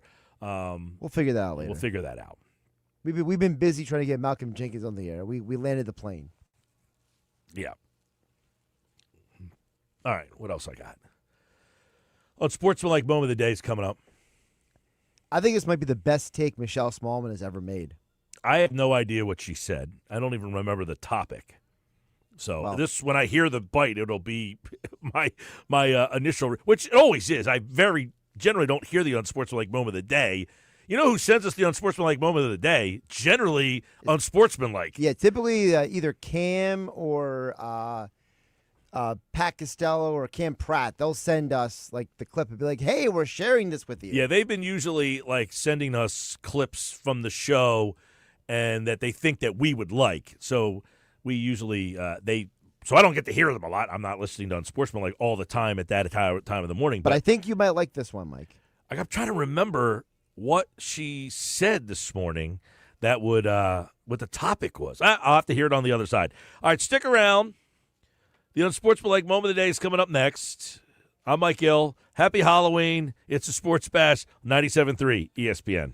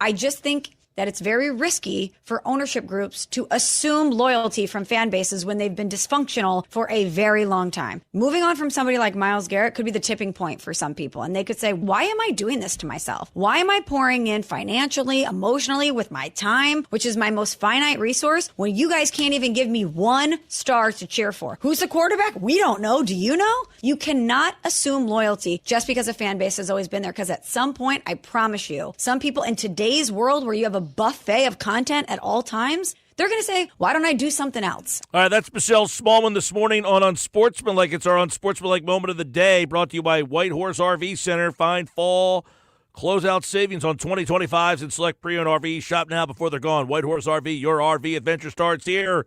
So she's essentially saying that the Browns would lose fans if they trade Myles Garrett. Is she wrong or right? I think it's one of the best takes she has ever had. What do you like about it? Well, first of all, I liked how she painted the picture that she's 100% right. In today's world, people's resources are limited. We don't have tons of money and time, to invest into our teams. This stuff is expensive. You only get so many games every year, and now you want a team to go out, your fans to come out for a team, and who are you rooting for? You're rooting for nobody. Well, here's the thing. You have Myles Garrett, and you're a Browns fan. Do you just want to keep rooting for him because you like him, or do you eventually want to start winning? Because you've had him for a long time and haven't won a damn thing. So at what point do you say, I love this guy, but it's time. We've got to do something different. Well, the problem is if you trade him, this is an organization that does not have a history of showing you that they're going to get any better. No, it doesn't have a history of showing you that they're going to get any better. But just staying status quo doesn't help either. I mean, you can't just say, well, we've sucked at it before, so let's just not try again and just keep the same players that we're not winning with. Like, I get it. Myles Garrett's an all-time great, but I don't think anybody's going to sit here and say they're going to win a Super Bowl with Myles Garrett on that team. Well, not this team. So then why keep him? Because you could keep him and still improve the rest of the roster. Yeah, but you have a faster way and a better path to improving the roster. If they got 3 first-round picks from the Eagles, they would have 7 first-round picks coming up. Can you imagine you hit 4 of those? 4 of those? Oh, I'm saying you're not going to hit 0 for 7. No, but at the same time, the same organization drafted 2 quarterbacks who are both, well, one's not even playing. I get it. The other Your one past stinks. mistakes, though, I can't sit here and say don't try again because you made a mistake. That's asinine. I'm not because saying you made a don't mistake try. before. Exactly. You're saying don't try, but you're basically saying, I'm not saying don't try, but don't trade him and get more draft picks. You could get 7 draft picks. You don't think that would help change the state of that roster? The Eagles were once a team that failed at draft pick time and time again. They failed on Nelson Aguilar and the other receiver with 3 names. And Jalen Reagor. And J.J. Arcega-Whiteside. To the point that people wanted him fired. Well, guess what? They stopped failing at the draft, and they started building through the draft, and now they won a Super Bowl. Andrew Berry has missed on picks in that draft. But what if all of a sudden he figures out and says, I know what I've done wrong, I've done this wrong, and now I have 7 picks. The difference is that along the way, Howie Roseman was winning championships while he was making those mistakes. Andrew Berry's got, 1 playoff win? Doesn't matter. Tenure? So he should just sit on his hands and say, I shouldn't keep trying? No, what I'm saying is that trading your best player is not always an answer. It's not a guarantee. It's not a guarantee you trade your best player that it's a guarantee. But I'll take the chance that if I got 7 first-round picks, that I might ass backwards myself into 2 really good players. And who knows? One of them backward in your way is not a strategy. No, it's not. But by accident, I'm saying you got to be really inept to go 0 for 7 on drafting guys. So the Browns are an inept organization. They are an inept organization. Although I will say they actually have drafted well. They drafted a guy by the name of Myles Garrett at one point. I mean, what are we talking about here? These guys the problem they have had is finding a quarterback. They have had talent on that roster. The funny part is they had a quarterback and they got rid of him for Deshaun Watson. Well, they've had talent on that roster that they have drafted. Their defense has a lot of very good players on it. They have players on that team. They can't find a quarterback. You give me 7 first-round picks, By accident, I might find a quarterback on that one. If I'm the Browns and someone's willing to give me 3 first-round picks for any guy on my roster, I got to take it. That's our Unsportsmanlike moment of the day. Listen to Unsportsmanlike weekday morning 6 to 10 on 97.3 ESPN. It's brought to you by Whitehorse RV. Your RV adventure starts here.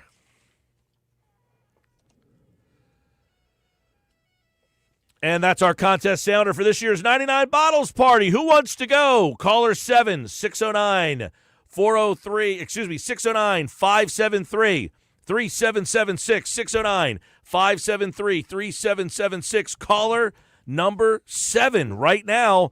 You are entered into this year's 99 Bottles Party. You must be present to win on Wednesday, November 26th at Maynard's in Margate, 9306 Amherst Avenue. We'll have tickets to go see Flyers games, Sixers games, and an Eagles game with club box seats to go see the Eagles and Bears, plus Phillies prizes, concert tickets. Everybody's a winner. 99 qualifiers, 99 winners. Caller 7 right now, 609 573 3776. Good luck.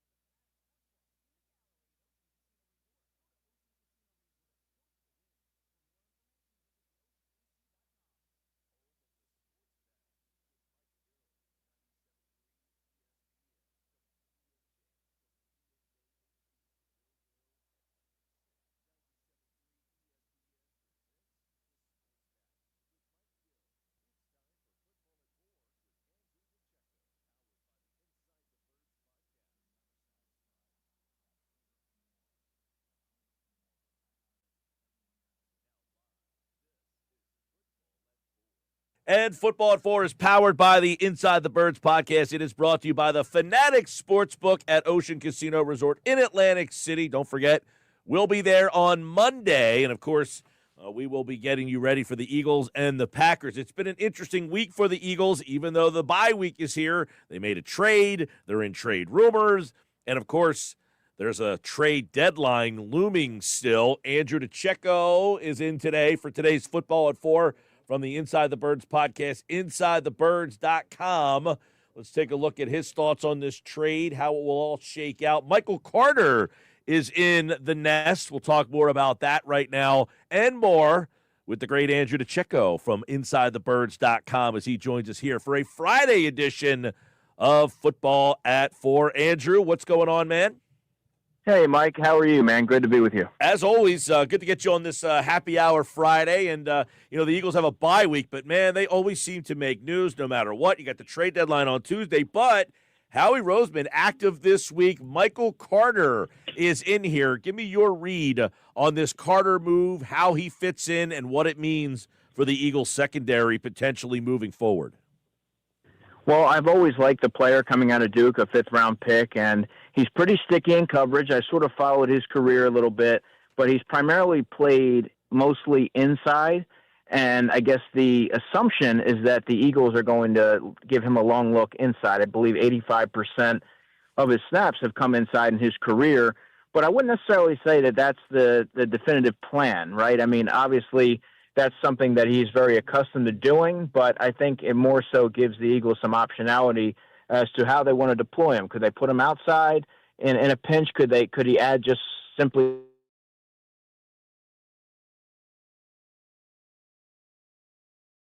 definitive answer at the nickel position if they were to have to move Cooper DeJean? You look at Perry Nickerson, who's no longer on the 53, Mac McWilliams, Drew Makuba can play it, but he's a safety, and he's really mastering that position. So I think that his natural fit here will be inside, and I think it could be more so situational where there are times where you might want to have Cooper DeJean outside and Michael Carter the second inside, and more often than not, I think you want to keep Cooper inside because of what he can do, the open field tackling, the ability to play the run and things like that. You don't want to take away what makes him so good. One of the things is everybody just assumes, Andrew, that, they'll move Cooper outside, and I think a lot of people think he can handle that position. What is your thoughts as Cooper DeJean as a strictly outside corner? Yeah, I think Cooper DeJean can do anything that's asked of him. If you look up football player in the dictionary, Cooper DeJean's picture is going to be right there. But I think to put him outside would be taking away the skill set and what he can provide in totality, and moving him around and creating different matchups that you like, and you want to put him on there. But also I go back to what he's able to provide from the nickel position, where he is in the middle of things. He's in the mix. He can make tackles.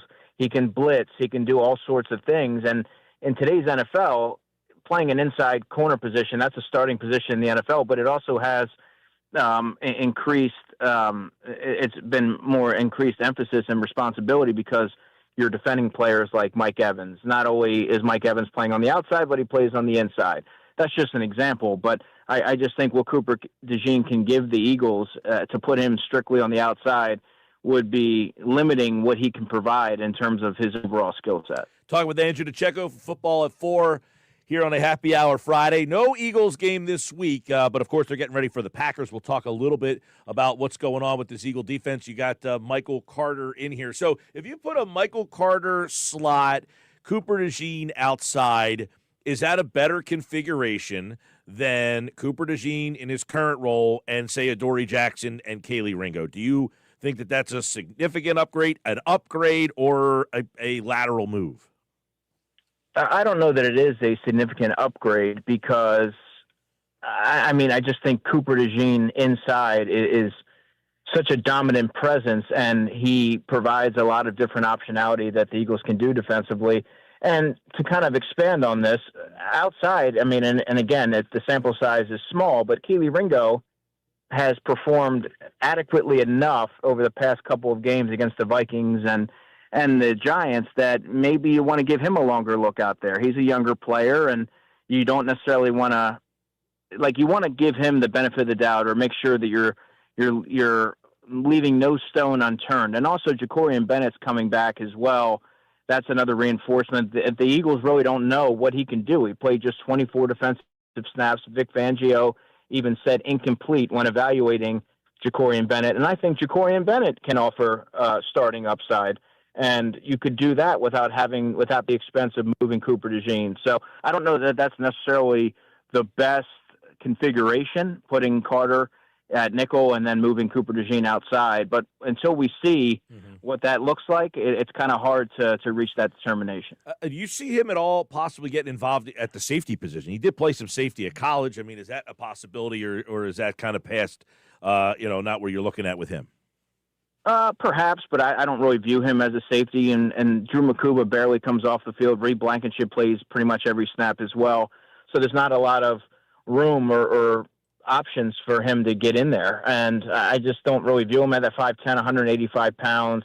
But it does give the Eagles some flexibility in how they want to deploy their personnel potentially. But that's not really how I scouted him coming out of the draft, nor do I really view him as that right now. All right, let's, the trade deadline's coming up. Do they need an edge rusher? You got Nolan Smith coming back. You got Brandon Graham, coming out of retirement. You got Azeez Ojulari if you want to give him more snaps. You got Josh Uche. You got Jalix Hunt. Is this a team that needs to be pounding the pavement, picking up the phone to add another edge rusher? Well, it's not as much of a necessity now that there's reinforcements on the way, but if I had to kind of rank where the Eagles need to address certain areas, edge would still be number one for me. Then it would be reserve offensive line help, and then it would be corner. But I say edge because you have a number of different players there, and against the Giants, they were able to get home. They got home 5 times, but only one of those times was from an edge rusher. Josh Uche had the play there that got overturned. But you never want to make too much off of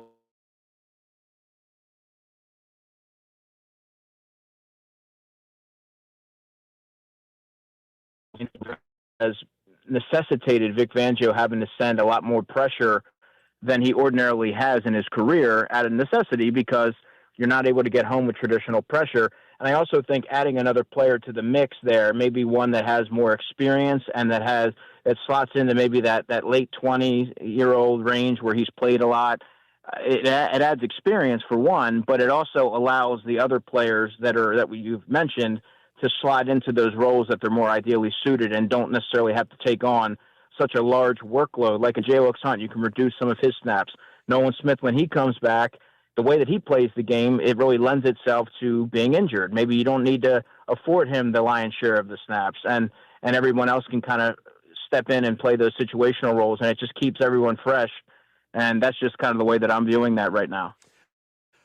So when you hear these possible, 3 first-round picks for a guy like Myles Garrett, I know we all kind of chuckle. Charles Robinson's not some, blogger out there throwing these out there.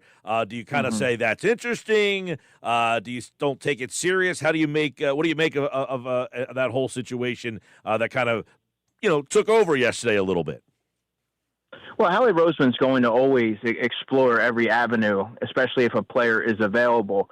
And 3 first-round picks sounds about right for someone like Myles Garrett. But I just don't know if the Eagles will be willing to, acquiesce to that kind of asking price, despite the fact that Myles Garrett's probably the best defensive player in the NFL. You put him on that defense, and you'd be hard-pressed to find a team that's going to be able to contend with that. I just think that might be a little rich considering where the Eagles are right now, but you can never rule out. I always say never with Howie Roseman. That the trenches and pass rush help is something that they've always traditionally been willing to an exception for. But I just don't know if everything's going to align in the sense that it would make him a feasible option for the Philadelphia Eagles. All right, real quick, before we move on to some other things on this thing, would Asante Samuel Jr. interest you at all? No, he would not. And again, when I look at this, Mike, it's a name, it's a household name, but it's not a definitive upgrade over what the Eagles already have in Adoree Jackson, Jacorian Bennett, and Kelee Ringo. So if you're going to bring somebody in, and cornerbacks being, it's all of a sudden a little bit crowded there. I think you have to always bring in someone that you know, or you have a strong sense that's going to add a significant upgrade. And I don't know that he can do that. He has the injury, the neck injury that he's now overcome. But even when he was playing his best with the Chargers, I still don't know. I mean, you don't even know what you have in Jacorian Bennett. So I think you owe it to the player. You owe it to, you brought him in here for a reason. Maybe give him a longer look before you bring in someone else from the outside, and all of a sudden they have to learn the defense, and it takes them a while to even get implemented into it. What is your view of how this Dean Campbell thing is going to kind of shake out post-bye? Yeah, I think it's going to be situational. If you see a team that's run heavy, you're likely going to want Nakobe Dean on the field. He's so effective playing the run and attacking the line of scrimmage and bringing that physical presence that I think that they've lacked at times this year. But you also, it's a double-edged sword because you don't want to take Jahad Campbell off the field, who's made notable strides every week at off-ball linebacker, and he's more athletic, and he can do some things in space that Nakobe can't do. He has the length, and he can take running backs up the sideline and cover them. He can match up against tight ends, and that's not really Nakobe's wheelhouse. He can do it, but his skill set is something that Jahad Campbell isn't necessarily as proficient in, and that's attacking the run and just seeing things at a split second and making those decisions. And that comes with experience, but Nakobe is so highly intelligent that he really is the quarterback of the defense when he's out there. So I imagine that you're going to see them try to strike that balance, but you have to make sure that if you're the Eagles, it's not at the expense of the growth and development of John Campbell. But Nakobe's still going to be in the mix and played 33 snaps the other day. Vic Fangio is a big Nakobe Dean guy. And when he's out on the field, no one can dispute the fact that they're playing with a little bit more swagger and they have some juice. So I still think that they have to find a way to balance that. Like against Green Bay, they'll spread you out. I think that's going to be a big Jahad Campbell game. But until we see what the thought process is from Vic Fangio and we get a little bit further down the road here, it's kind of hard to decipher it. All right, a few more with Andrew DiCecco. Today's football at 4. Eagles at the bye. They do have a trade deadline on Tuesday. We'll see if Howie Roseman gets something done by the time Andrew's back here next week on football at 4. The offense ran the ball. They had their best day by far. You had 200-yard rushers. It's obviously not just the running backs. Is the offensive line coming around? Is it getting healthier? And I know you wrote an article over at InsideTheBirds.com about Brett Toth. He was much maligned for his performances before. Probably had his best game of his career the other day. Adam almost described it as like an outer-body experience about how good he kind of played in that game. But is the offensive line now settling into this offense? Yeah, I mean, I think you see the difference of when you have a healthy center who's able to climb to the second level and not be limited by injuries. Cam Jurgens is clearly playing through the recovery process of that offseason back surgery, and it's going to take him some time before he's going to look like himself. I don't know that it's as simple as saying that putting a healthy center in there is all of a sudden springboarded that rushing attack, but I really do believe that when Jordan Mailata said that they were just a hair off, he's been saying that for a number of weeks now, that they were able to kind of hone in on certain aspects of the run game and the blocking schemes. I did a lot more outside runs this time to free things up. And Landon Dickerson looked a lot healthier than he has all season, and that was a big key because I thought that he had his best game of the season by far. So there's a number of different things that I think contributed to it. And I'm curious to see whether the Eagles are a little bit more gradual in how they're approaching the knee injury now to Cam Jurgens, and maybe they're more willing to go to Brett Toth again for another week if that means that Cam Jurgens will be closer to being at full strength, and then for that stretch run, you have a relatively healthy offensive line. All right, we'll leave on this. Obviously, A.J. Brown's name comes up a lot. You're around him in the locker room. A lot of people just feel like his social media persona is like, he doesn't want to be here. But you don't ever get the feeling inside that locker room that he is like a malcontent or doesn't want to be here. I mean, am I reading this right? I feel like everybody wants to read this guy's social media and then make an assessment on him. To me, this stuff is just because people are bored and don't have much to talk about during the bye week, that the Eagles have almost zero interest in trading him unless they were absolutely knocked off their rocker. Your assessment's correct, Mike. I've never been of the mindset that he was unhappy about being a Philadelphia Eagle, that he was, as the word that you use, malcontent. That's not the case at all. I think a lot, probably too much, is made in trying to decipher his social media posts. Is he frustrated? Of course. AJ is, and there's a great article by my buddy Brooks Cabino on The Athletic that really speaks into, it really pulls the curtain back into the mindset and behind the scenes about what makes AJ Brown tick. He's a competitor first and foremost. He loves the thrill of the game that he gets when he's able to dominate an opposing cornerback, and he likes being heavily involved, and a big reason why the Eagles are winning football games. And so when he's not, that, I guess that's something that he takes exception to, or maybe that's a little strong, but maybe something that he isn't necessarily keen on. And you see some of those posts or whatever it is. I don't try to decode it or anything like that, but he's a very good teammate. Every time I see him, he's very much, there's the camaraderie there amongst his teammates, and he's very well liked. And there's a reason why he's a captain. Now, do I agree with the way that he handles everything? Absolutely not. You never want to be a quote-unquote distraction in that sense, especially off some wins. But he is a competitor at the highest degree, and I think a lot of what makes him great, I would argue, is his willingness, or his the way that he performs and trains for those moments. He wants the ball in critical moments. He wants that pressure. And he's different. I think he's the most misunderstood athlete in the city. You can put him right next to Joel Embiid. And I think that he is an asset, and I don't view him going anywhere. All right, well, I certainly hope not, because they want to win a Super Bowl. A.J. Brown's pretty darn important, but that trade deadline on Tuesday at 4 o'clock. Andrew DiCecco has plenty more. Check out his coverage over at InsideTheBirds.com, the Inside the Birds podcast, which you can get on all podcasting platforms. Just search Inside the Birds. Andrew, enjoy the bye week, man. I appreciate it, Mike. You as well. Always good to catch up with Andrew DiCecco, everybody. That's Football at 4 for today here on the Sports Bash at 97.3 ESPN. All right, there's our Football at 4. Let's get into this week's edition of the Friday Five here on the Sports Bash Live on 97.3 ESPN. The Friday Five, it's brought to you by Jersey Cow. It's a year-long thing in Northfield, Absecon, and Brigantine. The best ice cream is at Jersey Cow. Now, Josh, you know how this works. In the summer, I gave 5 games that I thought would be the Friday 5 best games in week number 9. Let's check out what those 5 games are. Are you ready? I got a feeling the couple of these are going to change. Me too. Number 5, Bears-Bengals. I would have to assume that one's going to be replaced. Yeah, especially if Joe Flacco doesn't play. Looks like he's trending to be a 50-50. Number 4, Minnesota-Lions. I think that still could be in the conversation. We'll see. Yeah, we'll see. Number 3, Denver-Texans. Could maybe be in the conversation. Maybe. Number 2, Seattle-Washington. I always feel like putting those two teams together is very confusing because Seattle-Washington is an actual place. But Seattle versus Washington.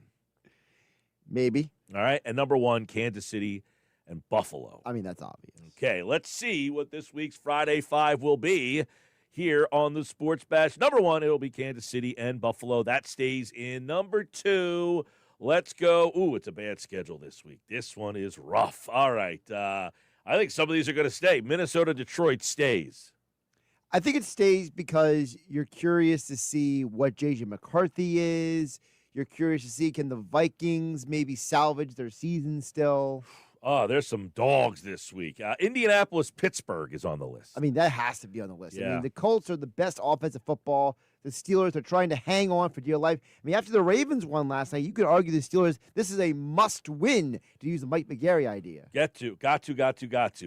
The other one, I guess, Denver-Houston has to be on there. If Houston can win this, they stay involved in the wild card. If Denver loses, you and I both have them in, who's out winning the West, so this would be a tough loss for Denver. But Houston, if they want to stay involved, that would be number 4. Absolutely. I think that that's a big game for both those teams. And then Seattle and Washington on Sunday night. Yeah, I mean, Jaden Daniels is supposed to be back. You know, the hope, I think, for Washington is that they're hoping that they can kind of maybe rattle off some wins. But it's got to start Sunday night. And that Seattle team is a good football team. So we're going to see how does the Mike McDonald defense versus the Cliff Kings Berry offense go down. Well, and I look at it like this. If Washington loses it, they're pretty much done. They're certainly cooked. out of the NFC East race, and I would think that they would have a big problem in the NFC wildcard race. Seattle, if they win, they're still involved in the West, even if they lose, but that they need to win if they want to stay where they are, first place in the West. So that's a big game there. The games that did not get picked, Chicago and Cincinnati, I bounced from the summertime Friday 5. I got to say the Bears have really disappointing. Well, the loss last week killed them. You lose to Baltimore when they didn't have Lamar and they were playing so poorly. Yes. That was a time to kind of show everybody, hey, we had a chance. We beat a real team, and they didn't just lose. They got curb stomped. They got handled. And you could argue that the Ravens carried that confidence from the Sunday win over the Bears to the demolition of the Dolphins last night. Well, and the Dolphins fired Chris Greer today, and they're going to stick with Tua and Mike McDaniel. According to Adam Schefter, he tweeted earlier this afternoon that McDaniel is going to last the season there. That is going to be interesting. Hey, man, it's time for Howard Roseman to do his Sonny Weaver Jr. impersonation. I'll tell you a game that maybe I should consider more is Carolina-Green Bay. Carolina's 4-4. Like, if they win this game, they're 5-4. They stay in the wild card race. And Green Bay, if they lose, they're the number 1 seed right now. And Bryce Young is back this week. Remember, they didn't look so good last week with Andy Dalton, but Bryce Young is back, so we'll see. Does Carolina have a little something for Green Bay? Tennessee and the Chargers, that's out. Atlanta, New England. I mean, you could make an argument that Atlanta's in the same kind of boat as Carolina is, but I'm more involved in the NFC race than the AFC race because New England right now, although New England needs that game, they've played the easiest schedule in the league, I think, or the third easiest schedule, something like that. So that one's there. San Francisco Giants. I mean, San Francisco obviously going across the country on the road. They need that to stay pace in the West. Right. You've got Jacksonville, Vegas. That game's meh. New Orleans, Rams. That game really, good grief. Anything Saints related. Although Tyler Shuck. First start. Although he's going to make his NFL debut this week. But what is up with these coaches starting these young players against good teams? Like, how does that work? Like, Kellen Moore, you couldn't have given him another option? Right. Well, it worked. I said yesterday to Casey Joyner. It worked for Jackson Dart. It worked for Dart. Dart played against the Chargers. Do we think Chargers. Tyler Shuck is anywhere as good as Dart? No. Arizona, Dallas is the Monday night game. Arizona obviously struggles. I am intrigued by that game because Kyler Murray is going to be back this week. He's coming back from his injury. And does a Kyler Murray-led Cardinals offense, can they put up enough points to keep pace with Dallas? Dallas, obviously, the offense needs to click for them because their defense is atrocious. Does Arizona have enough offense? So that is a look at the Friday 5 best games this week. It's not a great schedule. It started off with a terrible game on Thursday night last night. I watched maybe 5 minutes of that game. I watched the Flyers game from start to finish. I watched the Flyers from start to finish. I was so locked into watching Zegras and the boys win that game last night. For me, you heard what Durso said earlier, right? I mean, the Flyers right now 6-3-1, and I make an argument that they should have won that game against Carolina, and they should be 7-3. They're 6-1 at home this month too. Don't forget about that. They are now a home team as well. The Flyers looking fun, man. Absolutely. And, of course, Flyers hockey is back. Let's see. When Tomorrow. Is the Flyers? Tomorrow right here on 97.3 ESPN. It'll be Flyers and the Leafs. That's a big test. Yes. And then Flyers play Sunday, so back-to-backs for the Flyers. And then on Tuesday against Montreal. Thursday, they play the Predators. I could have wrote that down wrong on my schedule here, but they do play Tuesday and Thursday next week. And, of course, we're your home for Flyers Hockey, 97.3 ESPN, and our sister station, Rock 104.1. Make sure you have the Rock 104.1 free mobile app so you can listen to Flyers games on your phone. And, of course, the 97.3 ESPN free mobile app powered by First Bank of Seal. I am Mike Gill. This is the Sports Bash Live on 97.3 ESPN. Of course, the Friday 5 is brought to you by Jersey Cow. Ice cream is a year-long thing at Jersey Cow here on the Sports Bash. They got 3 locations, Northfield right up the street, Absecon, and in Brigantine. All right, coming up, we got the Nuggets on a Friday. Fun edition of Nick's Nuggets. Check that out. Also on the way, Sal Paolantonio will join us at 5 o'clock for a Sal Pal Friday. All that and more. Don't forget Sixers Celtics NBA Cup tonight on 97.3 ESPN. Can you see the blue court through the radio? I guarantee you, Tom McGinnis I've seen will find a way Yeah. to be overly descriptive of the court. I see pictures all afternoon of the blue court, and it's like thoughts. I'm like, really? Are you really inviting these questions? You're really asking for this Oh, criticism man. right now. Sports Bash Live, 97.3 ESPN.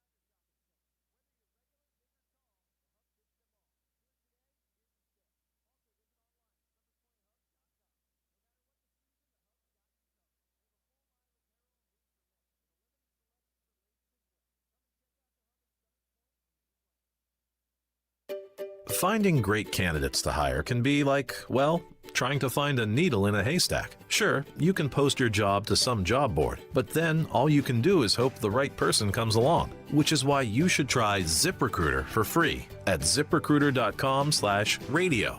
ZipRecruiter doesn't depend on candidates finding you. It finds them for you. Its powerful technology identifies people with the right experience and actively invites them to apply to your job. You get qualified candidates fast. So while other companies might deliver a lot of hay, ZipRecruiter finds you what you're looking for. The needle in the haystack. See why 4 out of 5 employers who post a job on ZipRecruiter get a quality candidate within the first day. ZipRecruiter, the smartest way to hire. And right now, you can try ZipRecruiter for free. That's right, free at ZipRecruiter.com/radio. That's ZipRecruiter.com/radio. ZipRecruiter.com/radio.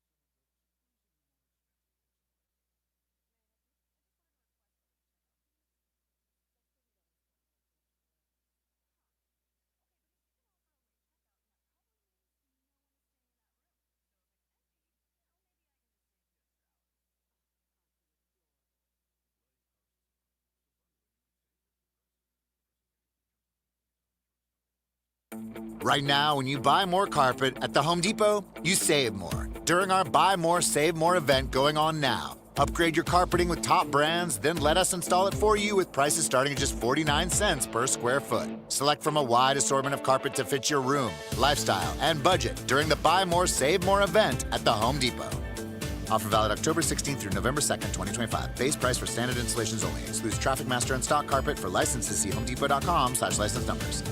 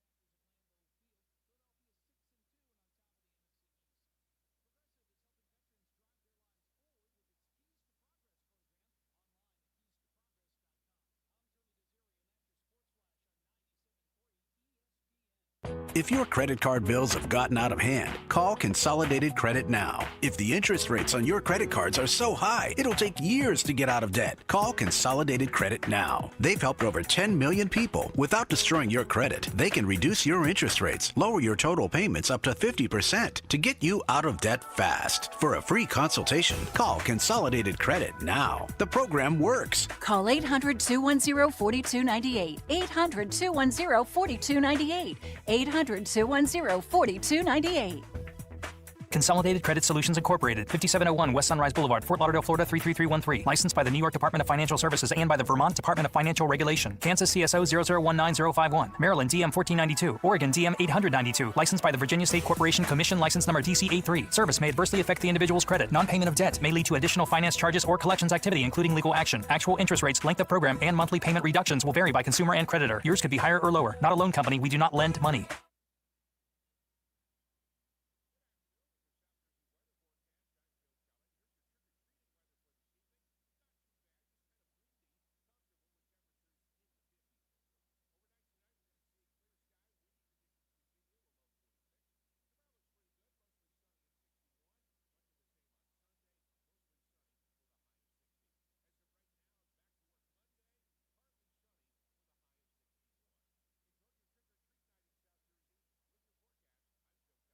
New Jersey voters, you have 3 voting options in the general election. You can vote in person on Election Day, Tuesday, November 4th, or vote early in person starting Saturday, October 25th, or vote by mail. Details at vote.nj.gov.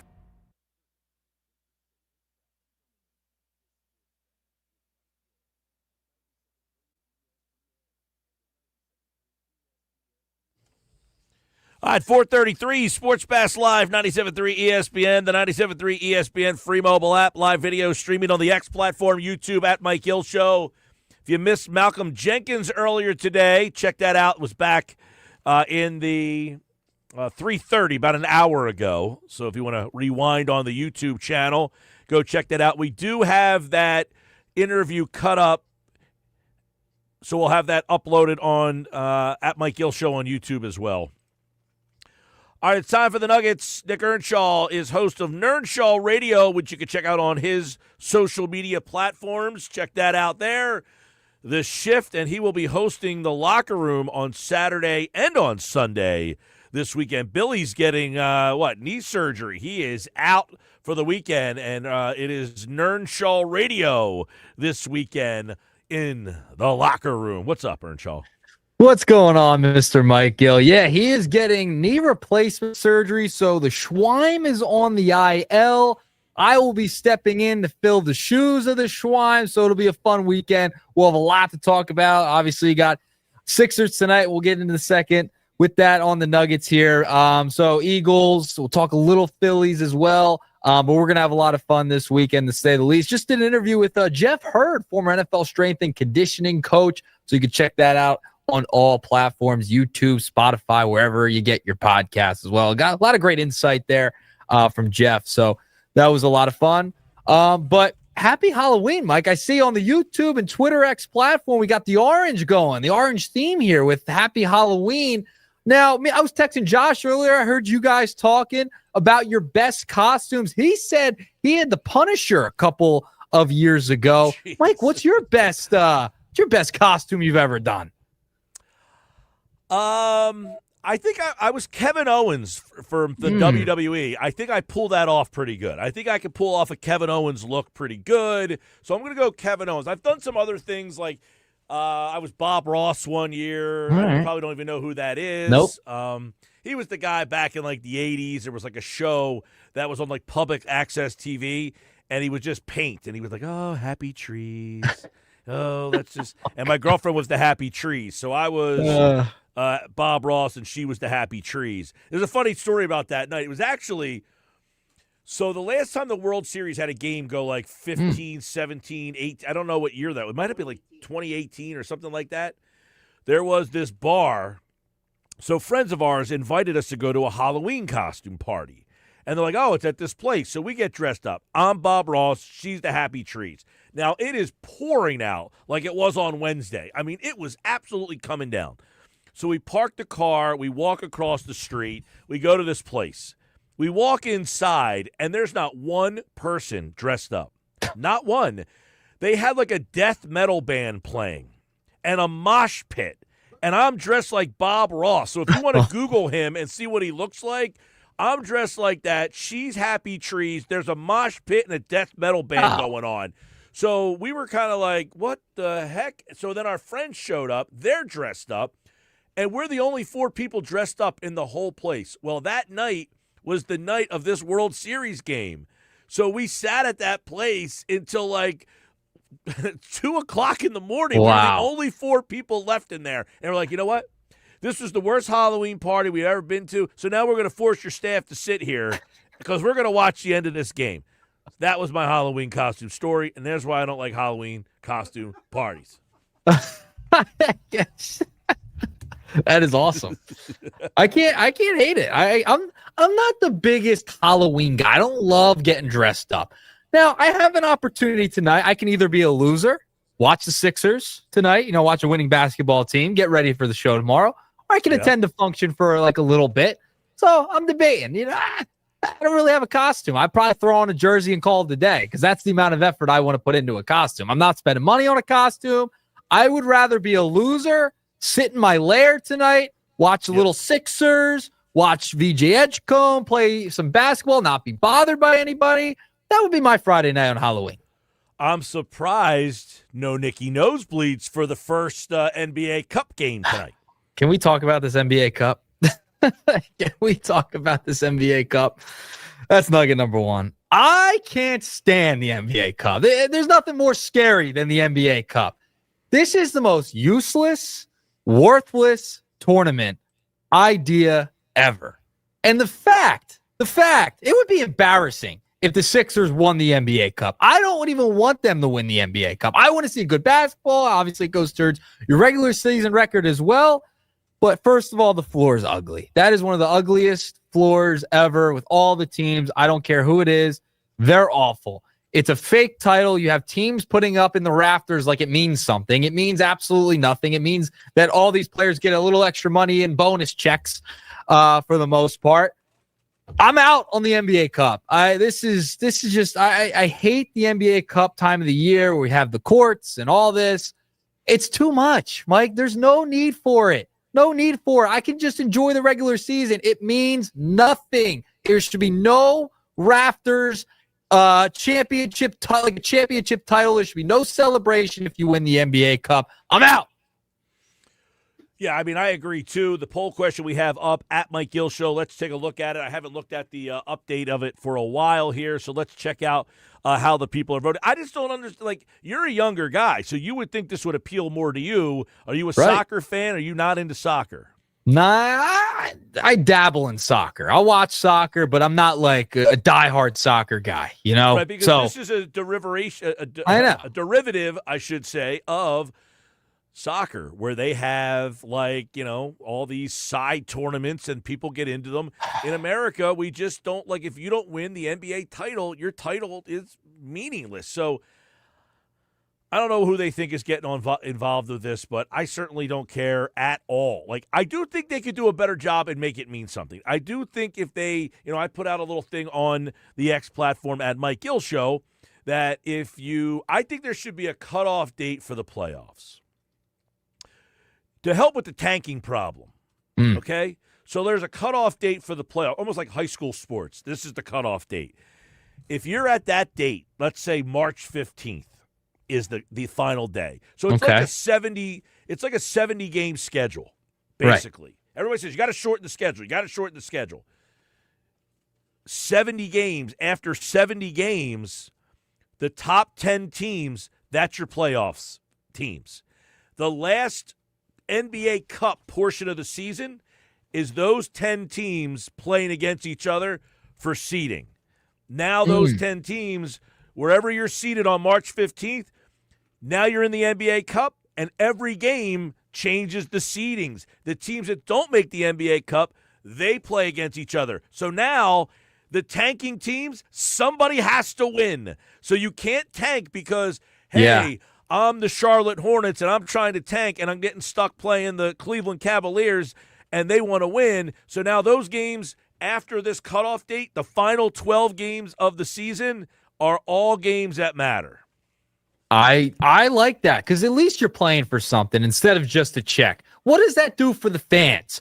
Like, just playing for a check does nothing for the fans. It's nothing. Now you give people a reason to tune in. Where the seating's going to be, who am I going to play in the postseason, etc. Like that, all that stuff. If you have something behind it, then it means something. There's nothing behind this NBA Cup. There's literally nothing for the fans. It's just like, oh, the courts look cool. That's pretty much it. That's all you get out of the NBA Cup. And that's my point. The courts don't even look cool. I hate it. I hate the NBA Cup. It's a bad idea. I don't even love the play-in tournament. The play-in tournament, I would at least put the play-in tournament over this. The NBA Cup is worthless, meaningless. Let me enjoy the game tonight. All right? I don't want to be looking at a blue court.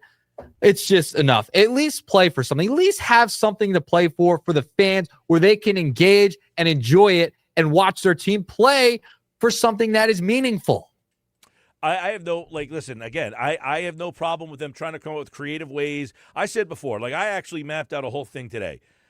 In the month of October, November, and December, no games on Mondays, no games on Thursdays, no games on Saturdays, no games on Sundays. NBA nights are Tuesday, Wednesday, Friday. So this way, you like basketball, it gives you a reason to look forward to that night. Hey, my team, and there's no back-to-backs. You either play Tuesday, Friday, or Wednesday, Friday. That's it. So you get 2 games a week.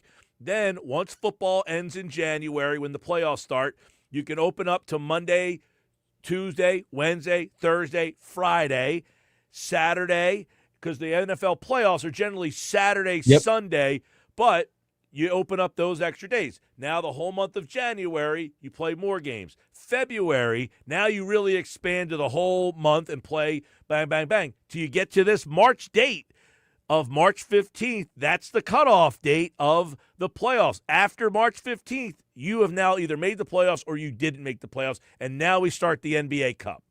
Yeah, and listen, it's too early in the season for this, and it would make more sense to have it at the end of the year, right? I like that idea. I'm on board with it. And by the way, looking at your poll question, 59% say 0.0% are into the NBA Cup. They lead the poll. And 6% say yes, they love it. What do you love about it? What is so great about the NBA Cup as a fan? From a fan's perspective, how can you love the NBA Cup? It stinks. There's no rhyme or reason for it other than to make a couple extra bucks for the players. For the fan, nothing. Nada. Zip. Zero. I'm out on the NBA Cup. However, I will be tuning in because I do want to watch the Philadelphia 76ers in a regular season game. I will say this. I will say that McGarry said earlier, these teams do try a little harder in those games that get to Vegas and when you get to that point. They do. A little more effort because there's a nice check at the end. That's really it. That's really it. That's why they try a little bit harder. But I think they would try a little bit harder if they got the check and the seeding towards the end of the season. So I'm with you there. I like that. All right, moving along. Nugget number 2. I didn't get a chance to talk about this yesterday. A little Phillies news here. JT Realmuto. Matt Gill put out a little report in The Athletic regarding JT, saying, quote, but some rival executives expect Realmuto to draw more free agent interest this winter than Kyle Schwarber. It's not to suggest Realmuto will receive a larger deal than Schwarber. He won't. But the sheer number of teams interested in Realmuto could boost his market. So that's a report on JT Realmuto. He's a guy we talked a lot about and what his future looks like here in Philadelphia. Remember, he's in his mid-30s. He's had knee surgery as a catcher, had a pretty good year last year. The Phillies don't have anybody really behind him at all, unless it's Marshawn. You want to go into Marshawn next year as your catcher. Okay, maybe. But I wonder how much interest, and this report suggests he could have a lot of teams and a lot of suitors that are willing to maybe overpay here, Mike. Yeah, I mean, I think I read that he could get teams that want to offer him 3 years, and I don't know that the Phillies want to go to 3 years. But if other teams are offering 3 years, I wonder if the Phillies then feel compelled that they have to offer the 3 years. And then, listen, I don't know how much the Phillies are cognizant of the fact that the fans want a little bit of change. And I don't know if you ask fans, do they all want JT back? I'm sure people don't want to lose JT. People don't want to lose Schwarber. But then in the same breath, they're saying, but you got to do something. There's got to be a creative way that you can come up with. And if you have to say, hey, listen, we wanted to bring JT back, but he wanted 3 years, and we didn't want to go to the third year, I think most people would probably say, all right, you couldn't bring him back for 3 years. Like, I think you could save face with that. Yeah. 3 years is a long time for a catcher, middle age. He's had knee surgeries, had knee problems. It worries me. And listen, there's catchers that have had good careers towards the end, right? Like Salvador Perez, a little bit up there in age, right? He's been really good towards the end of his career. But you also have to, in the same breath, like you mentioned, people want change in this team. Is JT the change to start to move on to the next era and play these younger guys? Like, is Marshawn going to be enough to fill that void? Because JT was still a good catcher last year. Maybe not best catcher in baseball level, but he was a really good catcher last year still. Some of the numbers suggest clearly that he's slowing down. And for catchers, they fall off a cliff fast. And that's something you got to think about if you're going to re-sign him to this roster. Remember, Schwarber is part of this team, right? Do you bring him back? There's so many obstacles that the Phillies have heading into this offseason, and JT's a big one, especially since he's been a leader for them. The pitchers love pitching to him, right? They love him as his catcher. And this is a tough one, and they have a couple of those. And JT's an interesting one, but the fact that there's teams willing to go to 3 years, I wouldn't be mad at the Phillies if they just sit back and say, I don't know, 3 years is a long time for a catcher at his age. Tough one. Again, this is all tough for the Phillies. The Phillies are in a really, really tough spot. But I will say, if you're watching the World Series right now, what are you taking from this World Series that makes you say, hey, look what these teams are doing. Look what these teams have. Like, the Toronto Blue Jays, who, by the way, have the 5th highest payroll in baseball. It's just a lot of guys that most people, because they don't watch the Blue Jays. But I was at spring training this year and watched them play. And I remember one of our friends talking about trading for Vlad Guerrero for the Phillies. I said, trade for Vlad Guerrero? This team's a World Series team. And he was like, no, they're gonna try to trade Guerrero. They ended up signing Guerrero because they thought what I thought, that was a World Series team. But why were they a World Series team? You know, we looked at June 29th. They had a worse record than the Phillies. They were in 3rd place. So people who judge these things every single day, this is why you're dumb. This is why you're moronic. You don't judge things in June and then that's an absolute. That team was changing and building and growing. And the kid Yusavage who came in and pitched, he pitched 3 regular season games. So one thing that the Blue Jays have done that the Phillies don't do is they gave young guys an opportunity. Look at some of the guys who hit at the bottom half of their lineup. These are young players who they just kind of said, hey, the third baseman, Ernie Clement, I mean, he had been bouncing all over the place. They get guys like that who step up for them. Those 7, 8, 9 guys come up with big hits. The Phillies don't get that stuff. They got to find guys, and McGarry talked about this earlier. Where's your Kike Hernandez, right? Where's your guy that hits 200 during the course of the year, but in the playoffs he hits 400 with 2 of the biggest home runs? You know, he had a home run the other night. He was the only guy that got a hit for that team. So, yeah, the Phillies are in a really tough spot to try to find out what the formula is that they're missing. Yeah, they're in a tough spot, and with aging players, it's even tougher to let go of them, especially since they've been such a big part of this run over the past couple of years with the Philadelphia Phillies. All right, Mike, before I get out of here, what are you going this week? What game you going to? No Eagles, bye week. What game's on the slate? You go Sunday. Bills Chiefs, that's the one. All right. Bills All Chiefs. right. Yep, we did No that red zone Friday for you. 5 right before you came on. That's really the only game that's pretty good this weekend. The rest of them are just meh. But the Bills Chiefs 425. That's the game of the weekend. All right. No red zone for you at 1 o'clock? Nothing? Not bouncing between games? No red zone. I'll go Sixers, All right. by the way. Sixers on Sunday night at 6 o'clock, right in the middle of that Bills Chiefs game. Yeah. Yeah, they might have to go to the phone. They might have to go to the phone on that one. Or the laptop. Is what it is. All right, if any Mike. game's on ESPN, I can't watch it. Oh, you got YouTube TV. You're out. Oh, that's brutal. All right. I'm out. There's All right, Nuggets. don't Happy forget Halloween. to check out Earnshaw tomorrow, hosting the Locker Room Saturday and Sunday. And check out Earnshaw Radio Monday night at 9 o'clock on his social media channels. Thanks, Nick. Happy Halloween, everybody. All right, there you go. There's the Nuggets here on the Sports Bash Live on 97.3 ESPN. When we come back, it's a Sal Pal Friday. Sal Paolantonio joins the Sports Bash. All right there is our contest sounder. It's 99 bottles. Of course, caller 7 right now. You're in. 609-573-3776. Caller 7 right now. 609-573-3776. Caller 7, you're entered for this year's 99 bottles party at Maynard's in Margate. You must be present to win. November 26th, we'll be at Maynard's in Margate.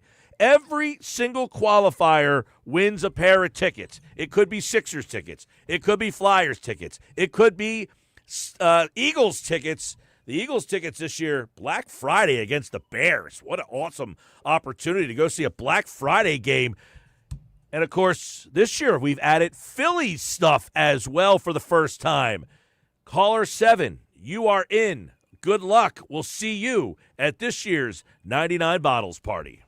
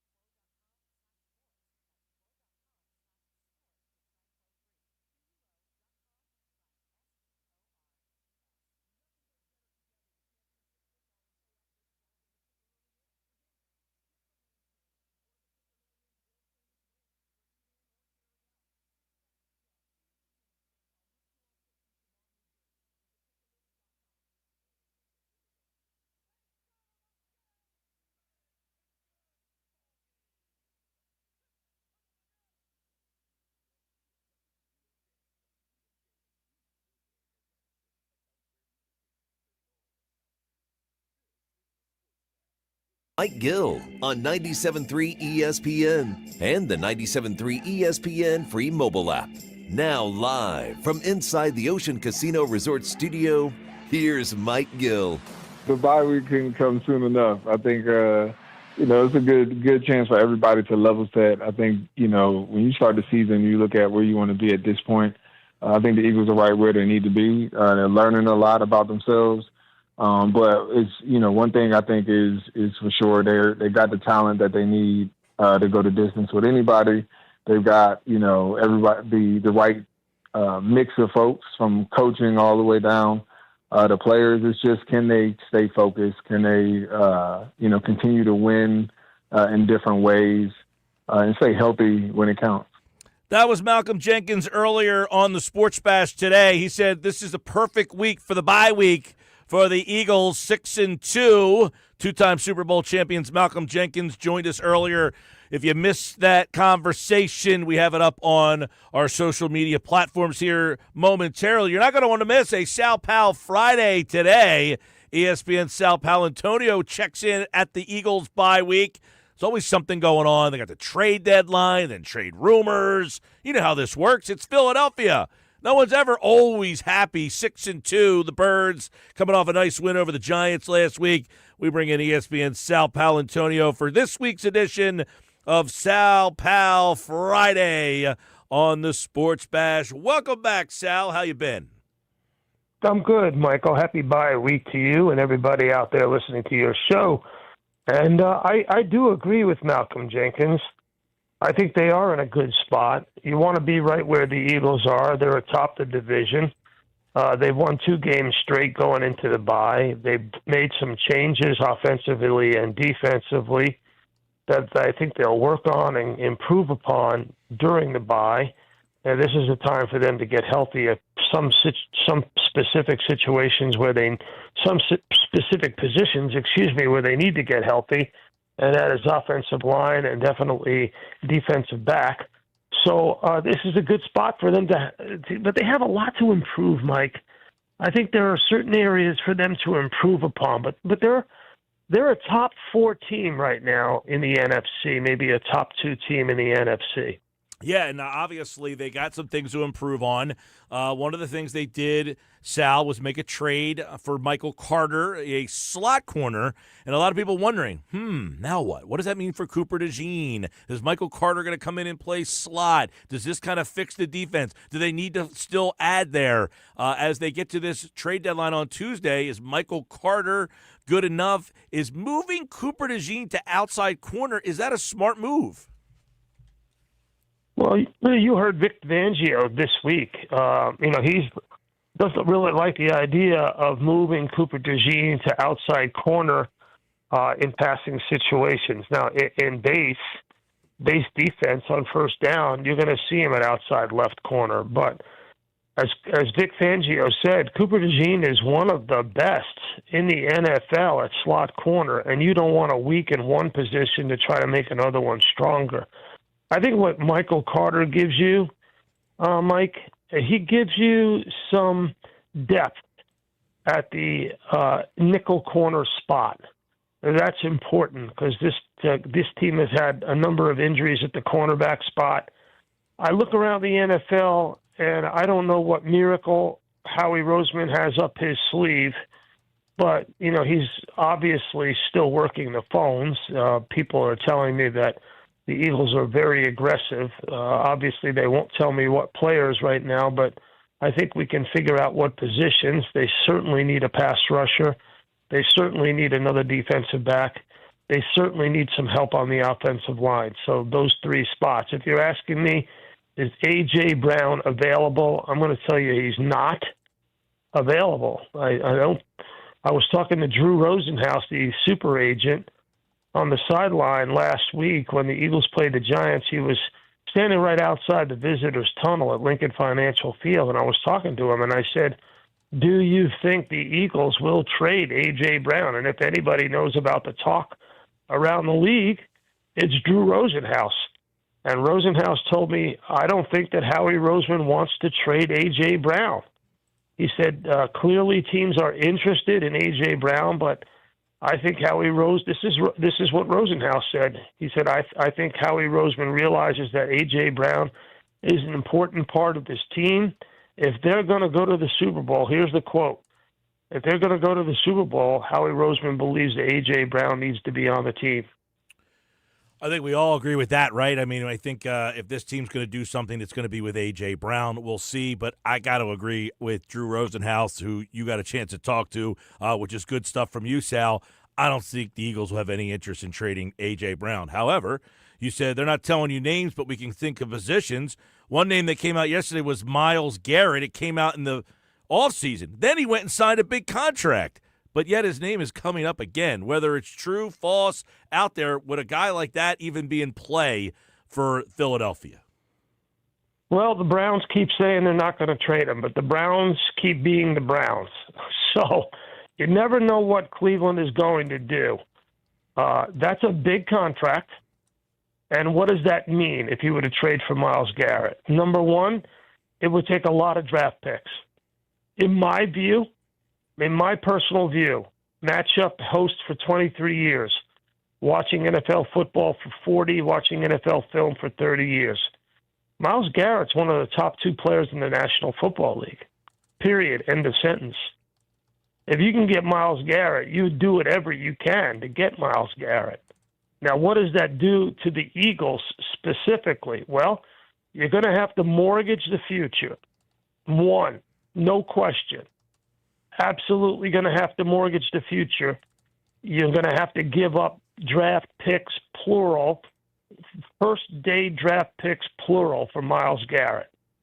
Number two, you have to pay Jordan Davis and Jalen Carter. Now, why was Drew Rosenhaus on the sideline last week? And he's at every Eagles game. If you remember when the Eagles played the Giants, he was on the field checking out Jalen Carter's heel before the Eagles pulled the plug on Jalen Carter playing the game. Why?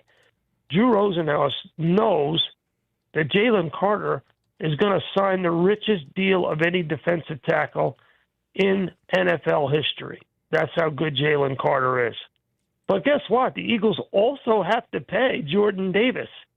They also have to pay Cooper DeJean. They got a lot of contracts Mitchell. They have to pay. Thank you. I forgot about that one.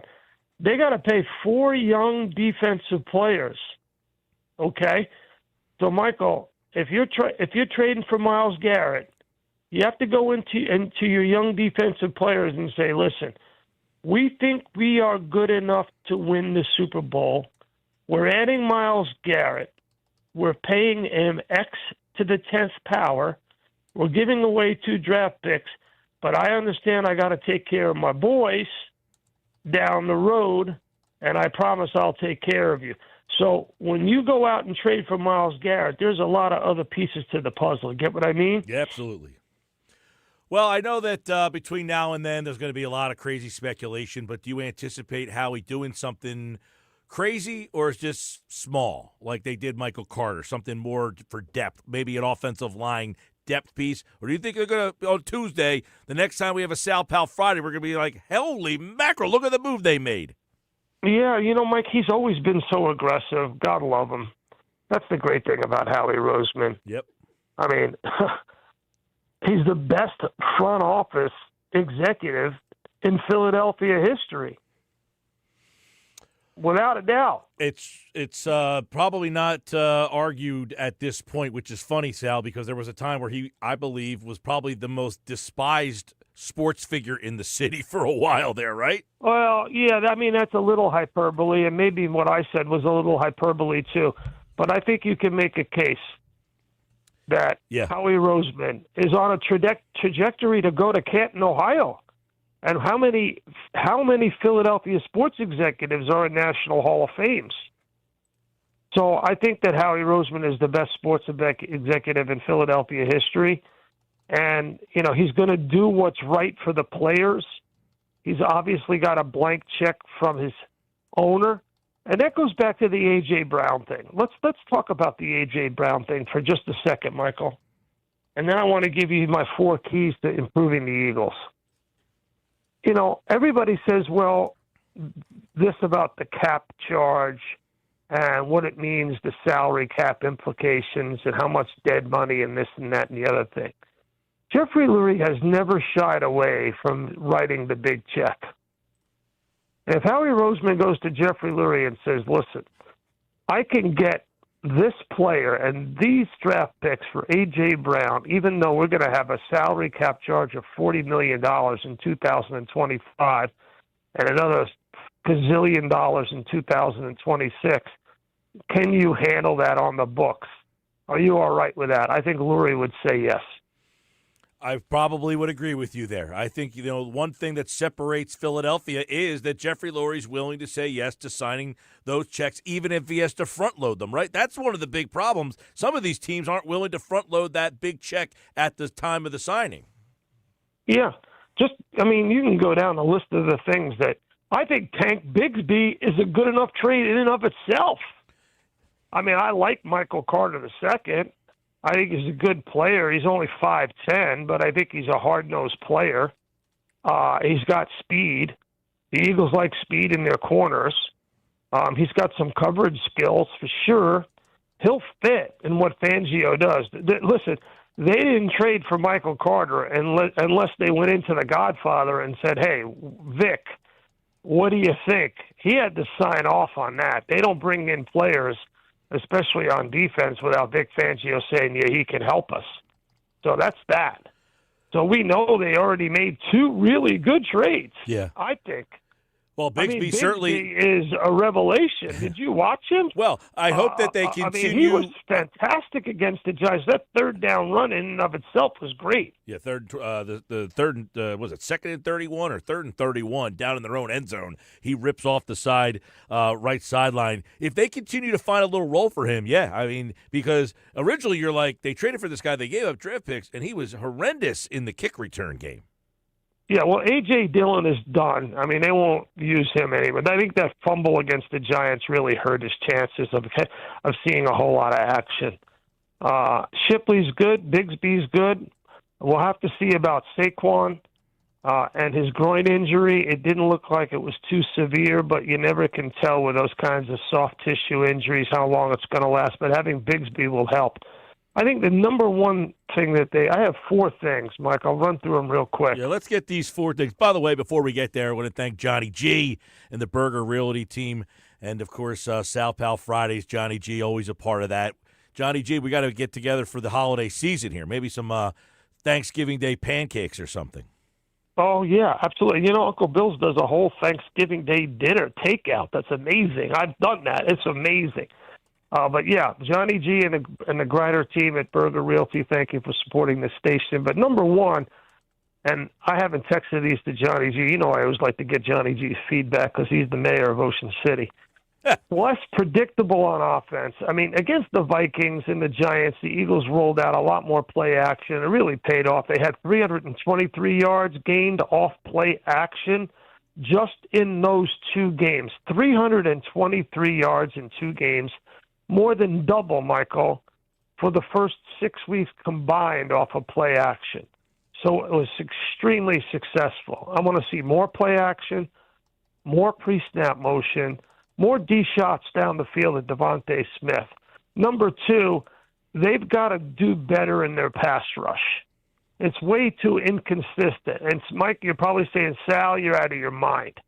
They tormented Carson Wentz and Jackson Dart. But you go back and look at those last two games, Michael. Jackson Dart and Carson Wentz held on to the ball. They're holding it. 1 Mississippi, 2 ticks, 3 ticks, 4 ticks. And that allowed the pass rush to get home. That's not what Jared Goff or Jordan Love or Josh Allen do. That ball is out. Josh Allen's out of the pocket. This is a defense that's got to figure out more creative blitzing and more consistent pass rush, because Jordan Love, snap the throw, is very quick. And you know who's very, very slow snap the throw? Jalen Hurts. This is the number 3 thing that has to improve. I hope they work on this for the next 7 days, getting the ball out of his hands. His snap to throw, Jalen Hurts, is the 3rd slowest in the NFL. Let me repeat that. This is a guy who's got this veteran experience and got a lot of different components to the offense to get rid of the football. And his snap to throw, Jalen Hurts is third slowest in the NFL. That's the primary reason, Mike, why he's been sacked 25 times. 25 sacks for Jalen Hurts, third most in the NFL. Now, you're saying to me, oh, he's turning the ball over. Not that much. He's not turning the ball over. But 25 sacks is 25 sacks. That's 25 negative plays that the Eagles' offense must find a way to make up. So they need better design in the passing game, better pass protection, get some of these offensive linemen back from injury, and get the ball out quickly. That has to happen against these better teams remaining on the Eagles' schedule, in my view, Michael. They got a gauntlet coming up, too, Sal. They've got Green Bay, Detroit, Dallas. Dallas, obviously, a division game, high-powered offense. They're playing the Cardinals this week. They win that game. They think they're still involved in at least a wild card. And then that Bears-Black Friday game. So the month of November, a challenge for Philadelphia. We'll have plenty of coverage of it. We'll get you ready for the Eagles and the Packers on Sal Pal Friday next week, right here on the Sports Bash Live on 97.3 ESPN. Yeah, I'm dressing up as Sal Pal for Halloween this don't- year, by the way. That's funny. You didn't ask me my number 4 thing. I said 4 things, my 4 keys, and here it is. Real simple. A.J. Brown and Jalen Hurts have to pretend that they get along with each other, just a little bit. They don't have to actually get along with each other, but for the benefit of everybody, pretend that they like each other. Okay, I think they could do that. You don't think they like each other anymore? Is that broken? No, I just think it just doesn't look good, right? On the sideline, they're never getting together and talking to each other on the sideline. Yeah. I'm being partially facetious, but I think it's important for the two of them to look like they get along with each other, Mike. I agree. Just like each other for another 7, 8 games here, and then the playoff run, and then we can reevaluate in the offseason. All right. It's amazing, Michael, how long we've been doing this, you and I. We still like each other 10 years together, right? At least, right? I like to think that when we get off the phone on Friday that you're like, you know what a good guy that is, some of these weeks when I ask you well, some at of these least on the air, Michael, we pretend to like each other. All right, Sal, pal. Well, trick or treat to you, pal. Yeah, you too, brother. Talk to you. All right, Sal Paolantonio, everybody, here on the Sports Bash Live on 97.3 ESPN, the 97.3 ESPN free mobile app, live video streaming on the X platform and on YouTube at Mike Gill Show. What's going on, everybody? That was a Sal Pal Friday for you. There is 4 keys to the second half of the season. I like the Tank Bigsby one. Can the Eagles get Bigsby like a little package and get him involved so you can take some off the Saquon plate, change it up a little, give some different looks? Also, pass rush. Got to get more. We agree on that. Is Nolan Smith the one? I remember people telling me, like, you said Nolan Smith was a... No, I said my problem with Nolan Smith was he couldn't stay healthy. I never said I didn't think he could play. I just didn't trust he could stay healthy. Well, guess what?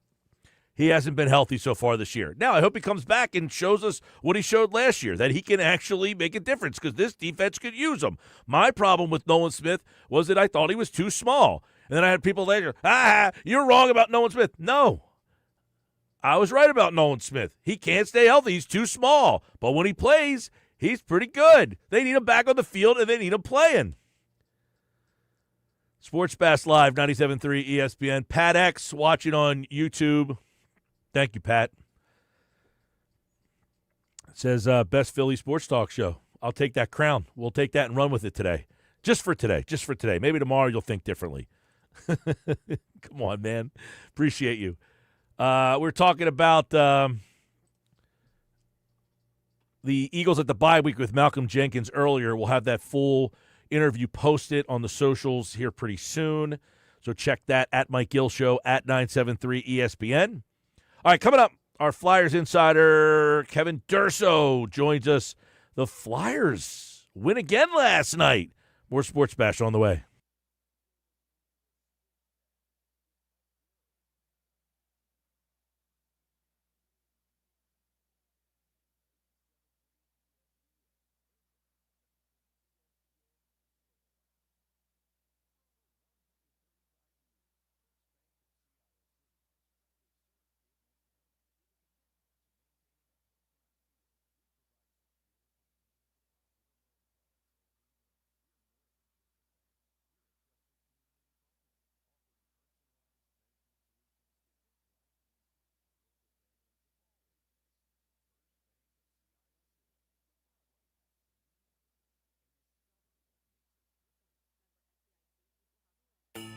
Whatever your vision for holiday decorating, the Home Depot has what you need to bring it to life. Like our warm white holiday lights with steady lit technology, so your lights stay glowing even if one bulb fails.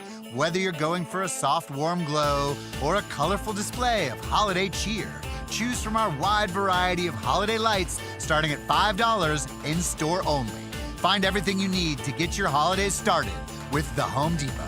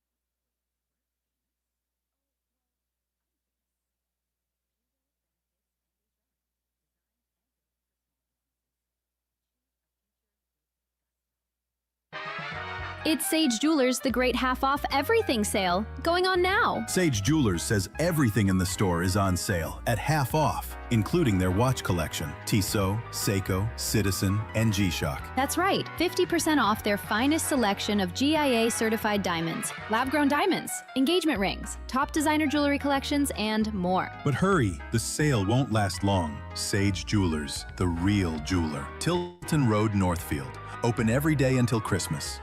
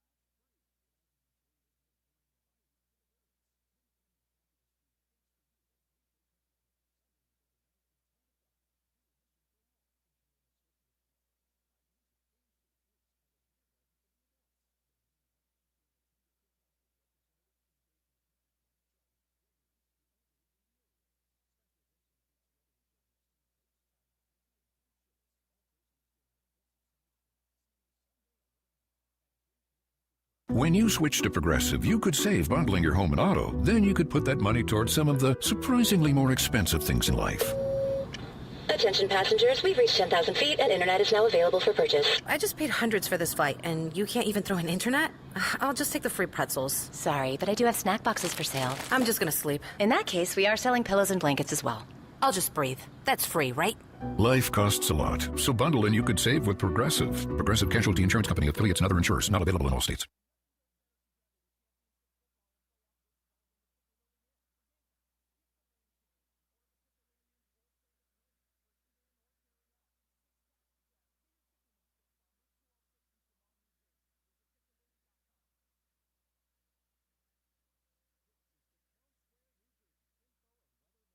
Progressive Insurance presents the Sports Flash on 97.3 ESPN. Players win it. Here's Zegras with a shot. He scores! Trevor Zegras tees it up on the feed from Cam York, and on the power play, the Flyers lead it 3-1. Tim Saunders with the call right here on 97.3 ESPN. Philadelphia beating Nashville 4-1 Thursday night. Trevor Seagrass, one of 2 goals on the night. Dan Vladar made 23 saves in net. Philadelphia hosting the Toronto Maple Leafs on Saturday, and they've won 3 straight and 5 of their last 6. Catch it right here on 97.3 ESPN. Also tonight, right here on 97.3 ESPN, Sixers hosting the Boston Celtics. Philadelphia unbeaten on the season, including a win in the first game of the year against Boston. They picked up their 4th victory of the season Tuesday night, an overtime victory against the Washington Wizards. Tyrese Maxey entering tonight's game, averaging 37 points a contest. The Flyers are on a bye week, and they return Monday night, November 10th, when they take on the Green Bay Packers at Lambeau Field. Philadelphia at 6-2. Progressive is helping veterans drive their lives forward with its Keys to Progress program online at keystoprogress.com. I'm Tony Desiri, and that's your Sports Flash on 97.3 ESPN.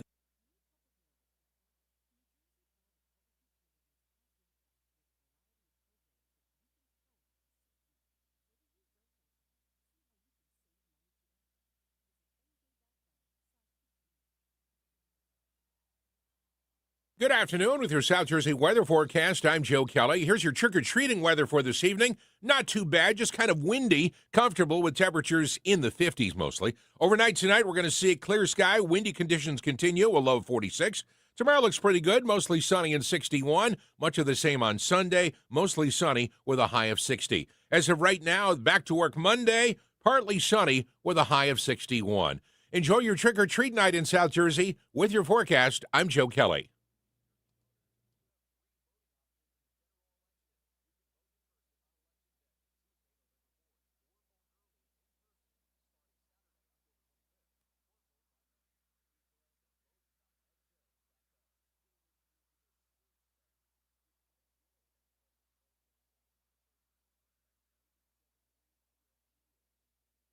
Flyers win it. Here's Zegras with a shot. He scores! Trevor Zegras tees it up on the feed from Cam York, and on the power play, the Flyers lead it 3-1.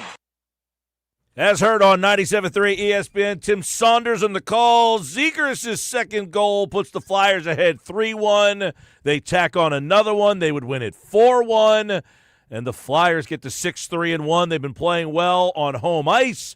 And, of course, Kevin Durso was there for 97.3 ESPN.com. His new podcast, Flyers Files, you can check out on the social media platforms. And he joins us now on the Sports Bash Live on 97.3 ESPN. Durso, what's up, man? Not much, Mike. How's it going? It's going well, man. Look at this. We finally got an exciting start to a season. We got some new things happening with the Flyers. Let me get through about 10 games now. 6-3-1, that is 10. What has stood out to you as something that has surprised you? The goaltending. Dan Vladar has been outstanding, and for a guy who's been a career backup and not getting a lot of typical action, he started 6 out of these 10 games. He's got a 4-2 record, and the 2 losses are not through his fault. He hasn't allowed more than 2 goals in a game so far. The goals against average is 1.67. The save percentage is 0.939. That's right at the top of goalies that qualify for league leaders. Any goalies that have played more than 4 games, that's tied for the best. So he's been outstanding and just so poised in net. And what I really like about his game, or about him personally, is talking to him after the games. He doesn't seem like he's getting carried away with this at all just because he's starting regularly or getting the opportunity. He says the game can humble you quickly. You got to stay humble and just keep working hard. So far, that's paid off for him. He's been outstanding. This is a team that obviously still has some holes that we don't see from minute to minute, but what are some of the things that 10 games in right now that they need to kind of work on if we want to start to take this team more seriously? Well, a couple of the things that at least I'm looking at aren't necessarily things on the ice per se right off the bat. Their depth still hurts a little bit. Right now you're dealing without Sam Emerson, so that's going to hurt your goaltending depth. It means a lot's going on to the shoulders of Dan Vladar, so he kind of has to maintain this level of play just to help keep you in games. And similarly, you lose Sean Couturier after the first period, and it sure seems like he's at least not going to be a possibility for Saturday's game. They called up Jacob Gaucher from the minors, so it looks like Couturier is probably not going to play tomorrow night at the very least. And because of that, your center depth takes a hit because so far, as good as Trevor Zegras has been, they've kind of utilized him in a hybrid role, not as a straight center. And as long as he's sharing ice time with Christian Dvorak on a line and kind of balancing out that role, you're still kind of short one center. And of course, the timing of this, it really hurts because for the early stretch of the season, they had Jet Lachenko up on the active roster. They sent him back to juniors this week. In the very next game, Sean Couturier goes down with an injury that could have opened up more ice time for him. So that's how it goes. Otherwise, from the play on the ice, the area that I would want to see improvement of is they have some of their moments where they have really good possession and they get some good quality chances, but I just don't see it with enough consistency. Typically they're getting outshot in games. Typically they're not finding, even in games where they may not get outshot, they're not necessarily throwing a lot of shots on net. And Rick Tockett's talked a lot about finding ways to get the puck to the net more and create more chances and to utilize that offensive side. As much as he is a guy who does kind of in the same vein as John Tortorella appreciates that defensive side of the game, he wants to see things moving the other way and see the possession turn into more opportunities. They've been an opportunistic team, all things considered, but they could use a little bit more and with a little more consistency. They made the trade for Zegras. He scored 2 goals last night. For those of you who just heard the bite coming out from Tim Saunders, his 2 goals last night. He has been a breath of fresh air. What has he brought to this team? I think beyond the talent level that he has, I think he's just brought a personality that is just outstanding for the room. He's a fun guy to be around. He's joking all the time. Like one of the things that he's talked about, he's now said this twice to us, is his first goal as a Flyer came on Saturday, and Christian Dvorak set him up, and the question to him was, did you call for it from there? Because how would he have spotted you to throw a drop pass your way? And he goes, I'm always calling for it. So the question after the first goal he scored last night was, were you calling for it from Michkov? And his answer again is, I'm always calling for it. So he wants the puck on his stick. He's got that skill set to be able to make things happen. And I think ultimately for him too, personally, this has been exactly what you hope it is when you make a trade like this. The change of scenery seems to have helped. He seems revitalized. He's part of a trio of guys that have familiarity with each other one way or the other. Jamie Drysdale scored a goal last night. They were teammates in Anaheim for a while, so they're really good friends already. Zegras also played on U.S.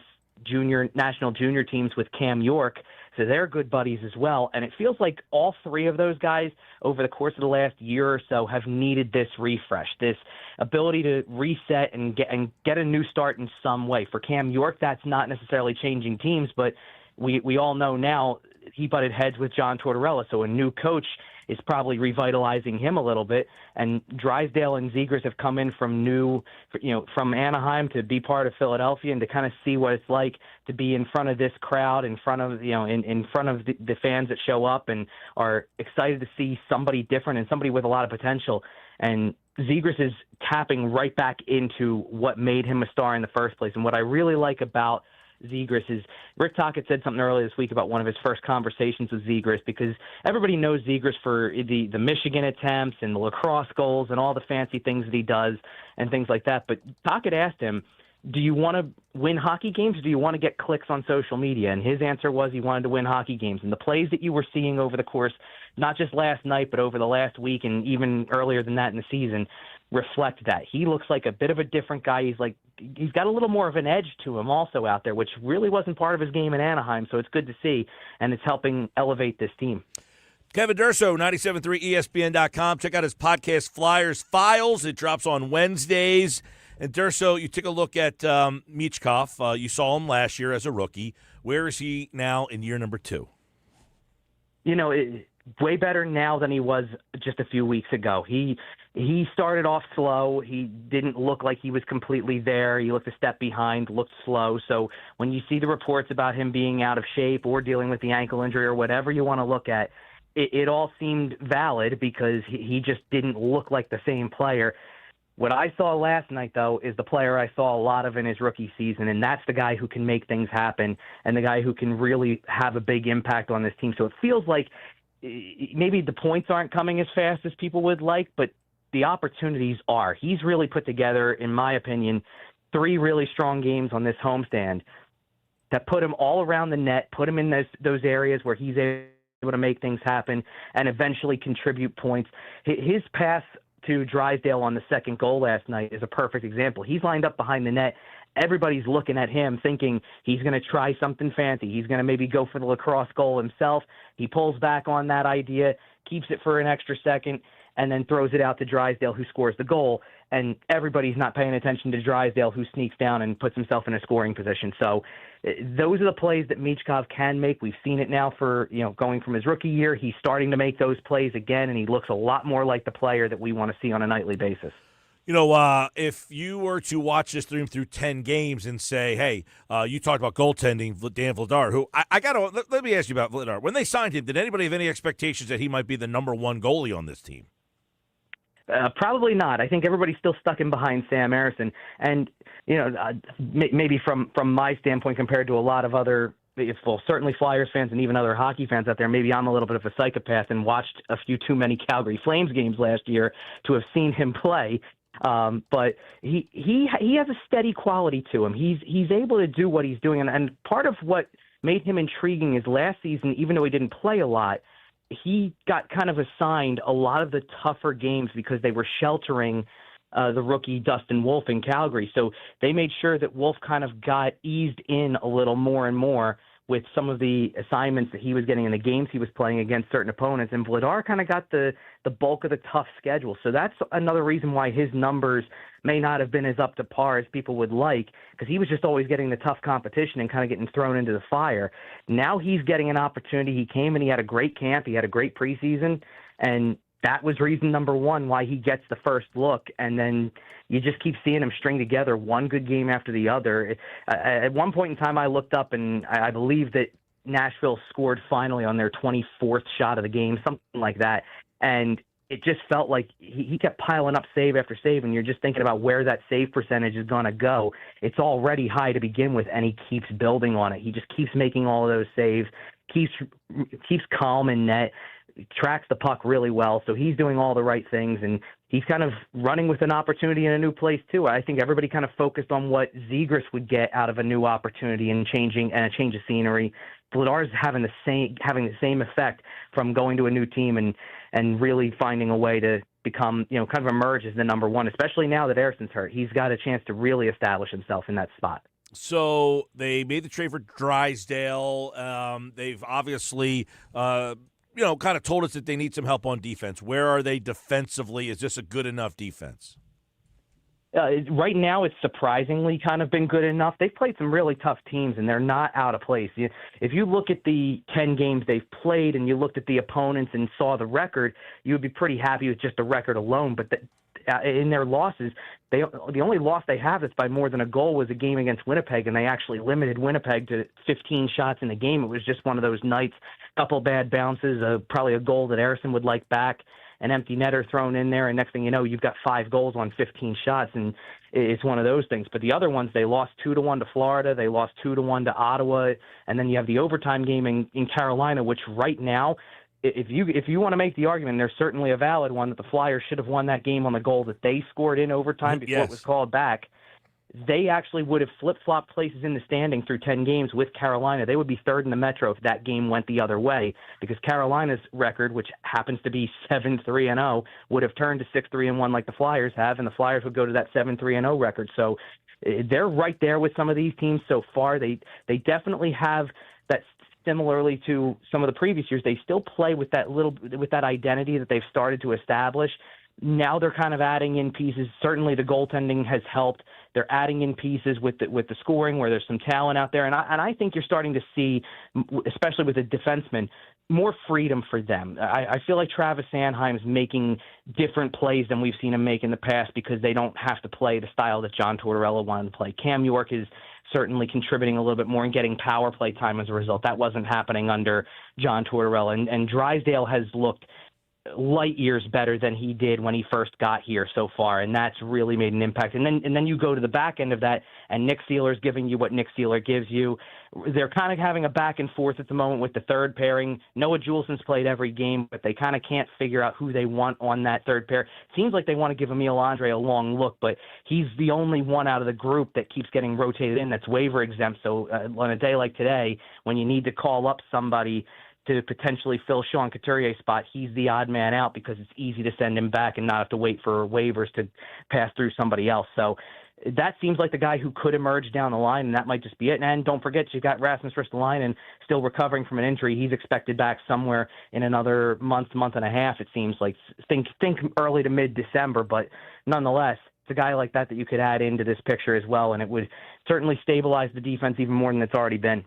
Kevin Durso, the Flyers 6-3-1, by the way. They'll play a back-to-backer Saturday against the Leafs, Sunday against the Flames. Then they're back at it on Tuesday against Montreal. So busy schedule coming up for the Flyers. And, the Couturier injury here, do we know – I saw they brought somebody up, which would tell you that he's not going to play this weekend, I would imagine. But any thoughts on what this could be? He got hit with a shot from Noah Juleson last night that was somewhere around the midsection. So we're thinking, thinking in that in the rib cage area. But to my understanding, I saw something out there that it's not believed to be too serious. It doesn't mean he's not going to miss a little bit of time, but it doesn't sound like a long-term injury. And which you definitely hope for at this point, because Couturier actually was getting off to a pretty surprising start in his own right. A guy who struggled to put up points consistently, a guy who at one point, last season at the home opener was your fourth line center because that's where John Tortorella felt he belonged at that given point. He is back in a typical top six role, playing big minutes, and he had the points to go with it to start the season. He actually was, up until leaving last night's game, the 10th game of the season, he was a point-per-game player through 9 games.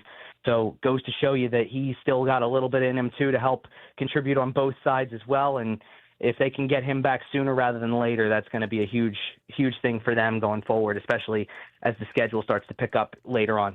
All right. You mentioned Tortorella. You got Tocchet in there. What is the noticeable changes from that standpoint? Just a sense that as much as a lot of the philosophies are similar, it's kind of obviously the demeanor that goes with it. We all know Tortorella is a fiery guy, and there's also elements of, he's a, my way or the highway kind of guy. And Tocchet's got a little bit more of that conversational tone to him. You get that sense. I get that sense just talking to him in press conferences. I'm sure that's how a lot of the things with the players go. He seems a lot bigger on also trying to prepare this team for who their games are up against and what style they might face. Tortorella used to constantly tell us, I don't even watch film of the other side. I'm focused on my team. And it seems like they've adjusted their game plan for who they're playing and to handle the style of play that comes with them. You don't play Florida and Carolina the same way you play Minnesota and Winnipeg, for example, things like that. So they've been able to adjust, and it looks like to me that's part of what's made them successful, is that they come in knowing a lot more of what they have to do. They've had their share of games where they've had to rely on and last night included, rely on the goaltending to keep you in it until you kind of find your footing. And they've had games also where they just look really good from start to finish. The game against Pittsburgh earlier this week, Pittsburgh was playing on the back end of a back-to-back, which does help the Flyers' case, but they were all over the ice for the better part of 2 periods, and it wasn't really until the third that they kind of sat back a little more and allowed Pittsburgh to find their way back to tie the game. But you saw how they are able to play to that style and play a certain way that helps them take advantage of the opportunity in front of them. So that's one of the biggest differences to me, is that Tocchet seems like he's got them prepared even more for who they're playing, what's going to work against that opponent on any given night. There's foundational elements that go into every single game, and you have to give the effort, and you definitely need to have your skating legs and be willing to go into the dirty areas and win battles and do all those types of things.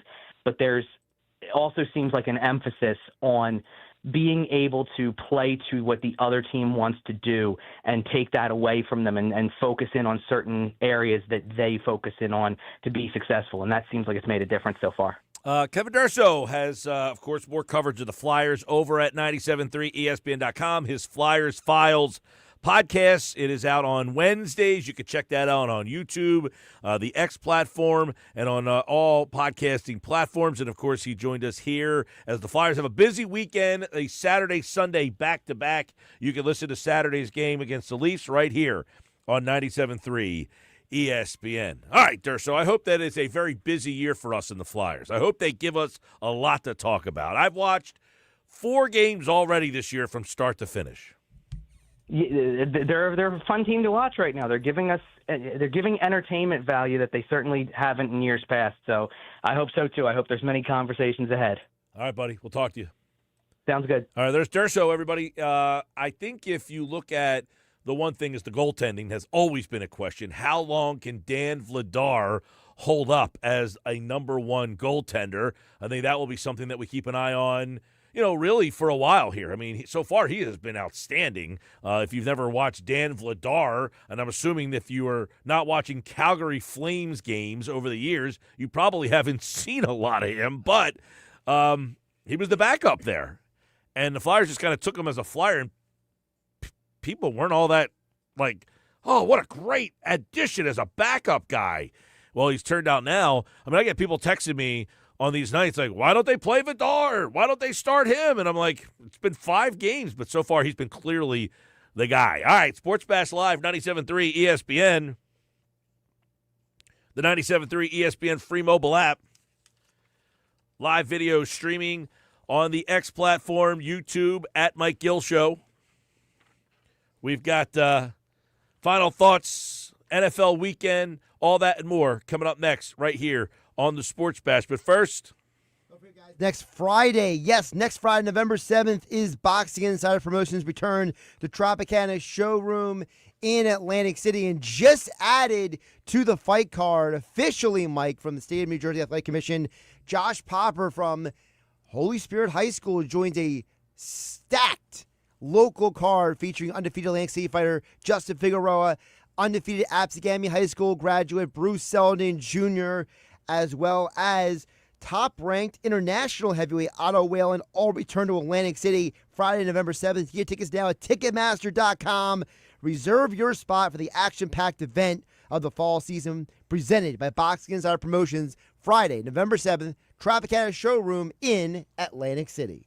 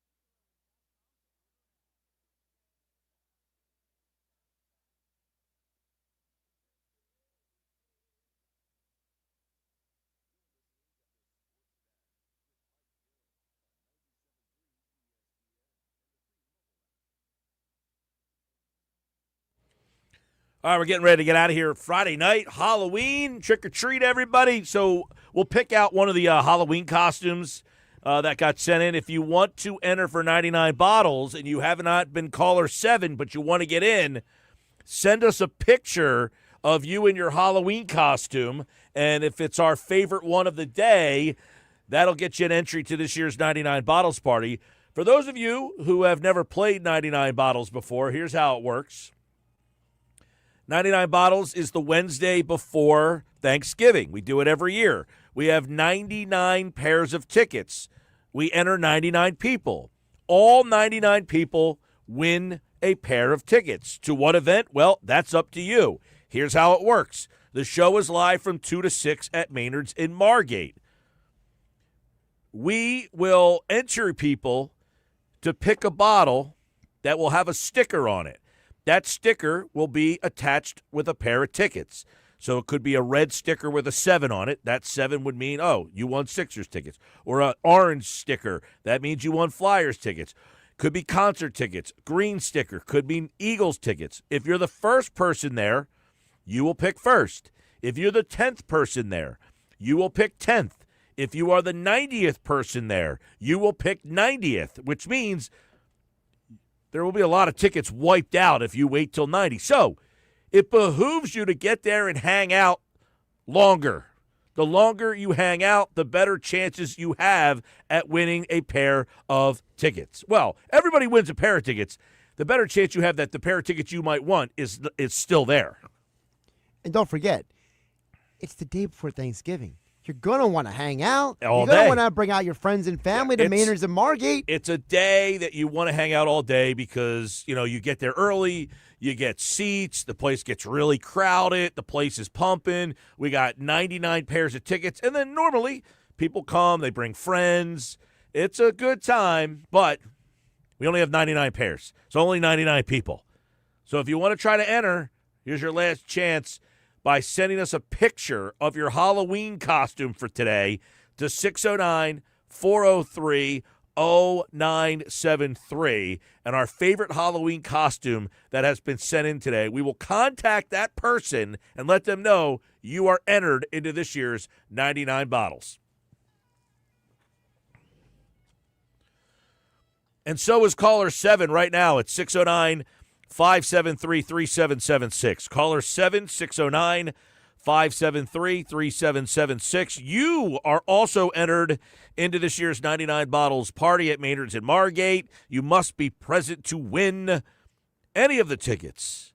Eagles tickets, Sixers tickets, Flyers tickets, and this year we got Phillies stuff added to the pot.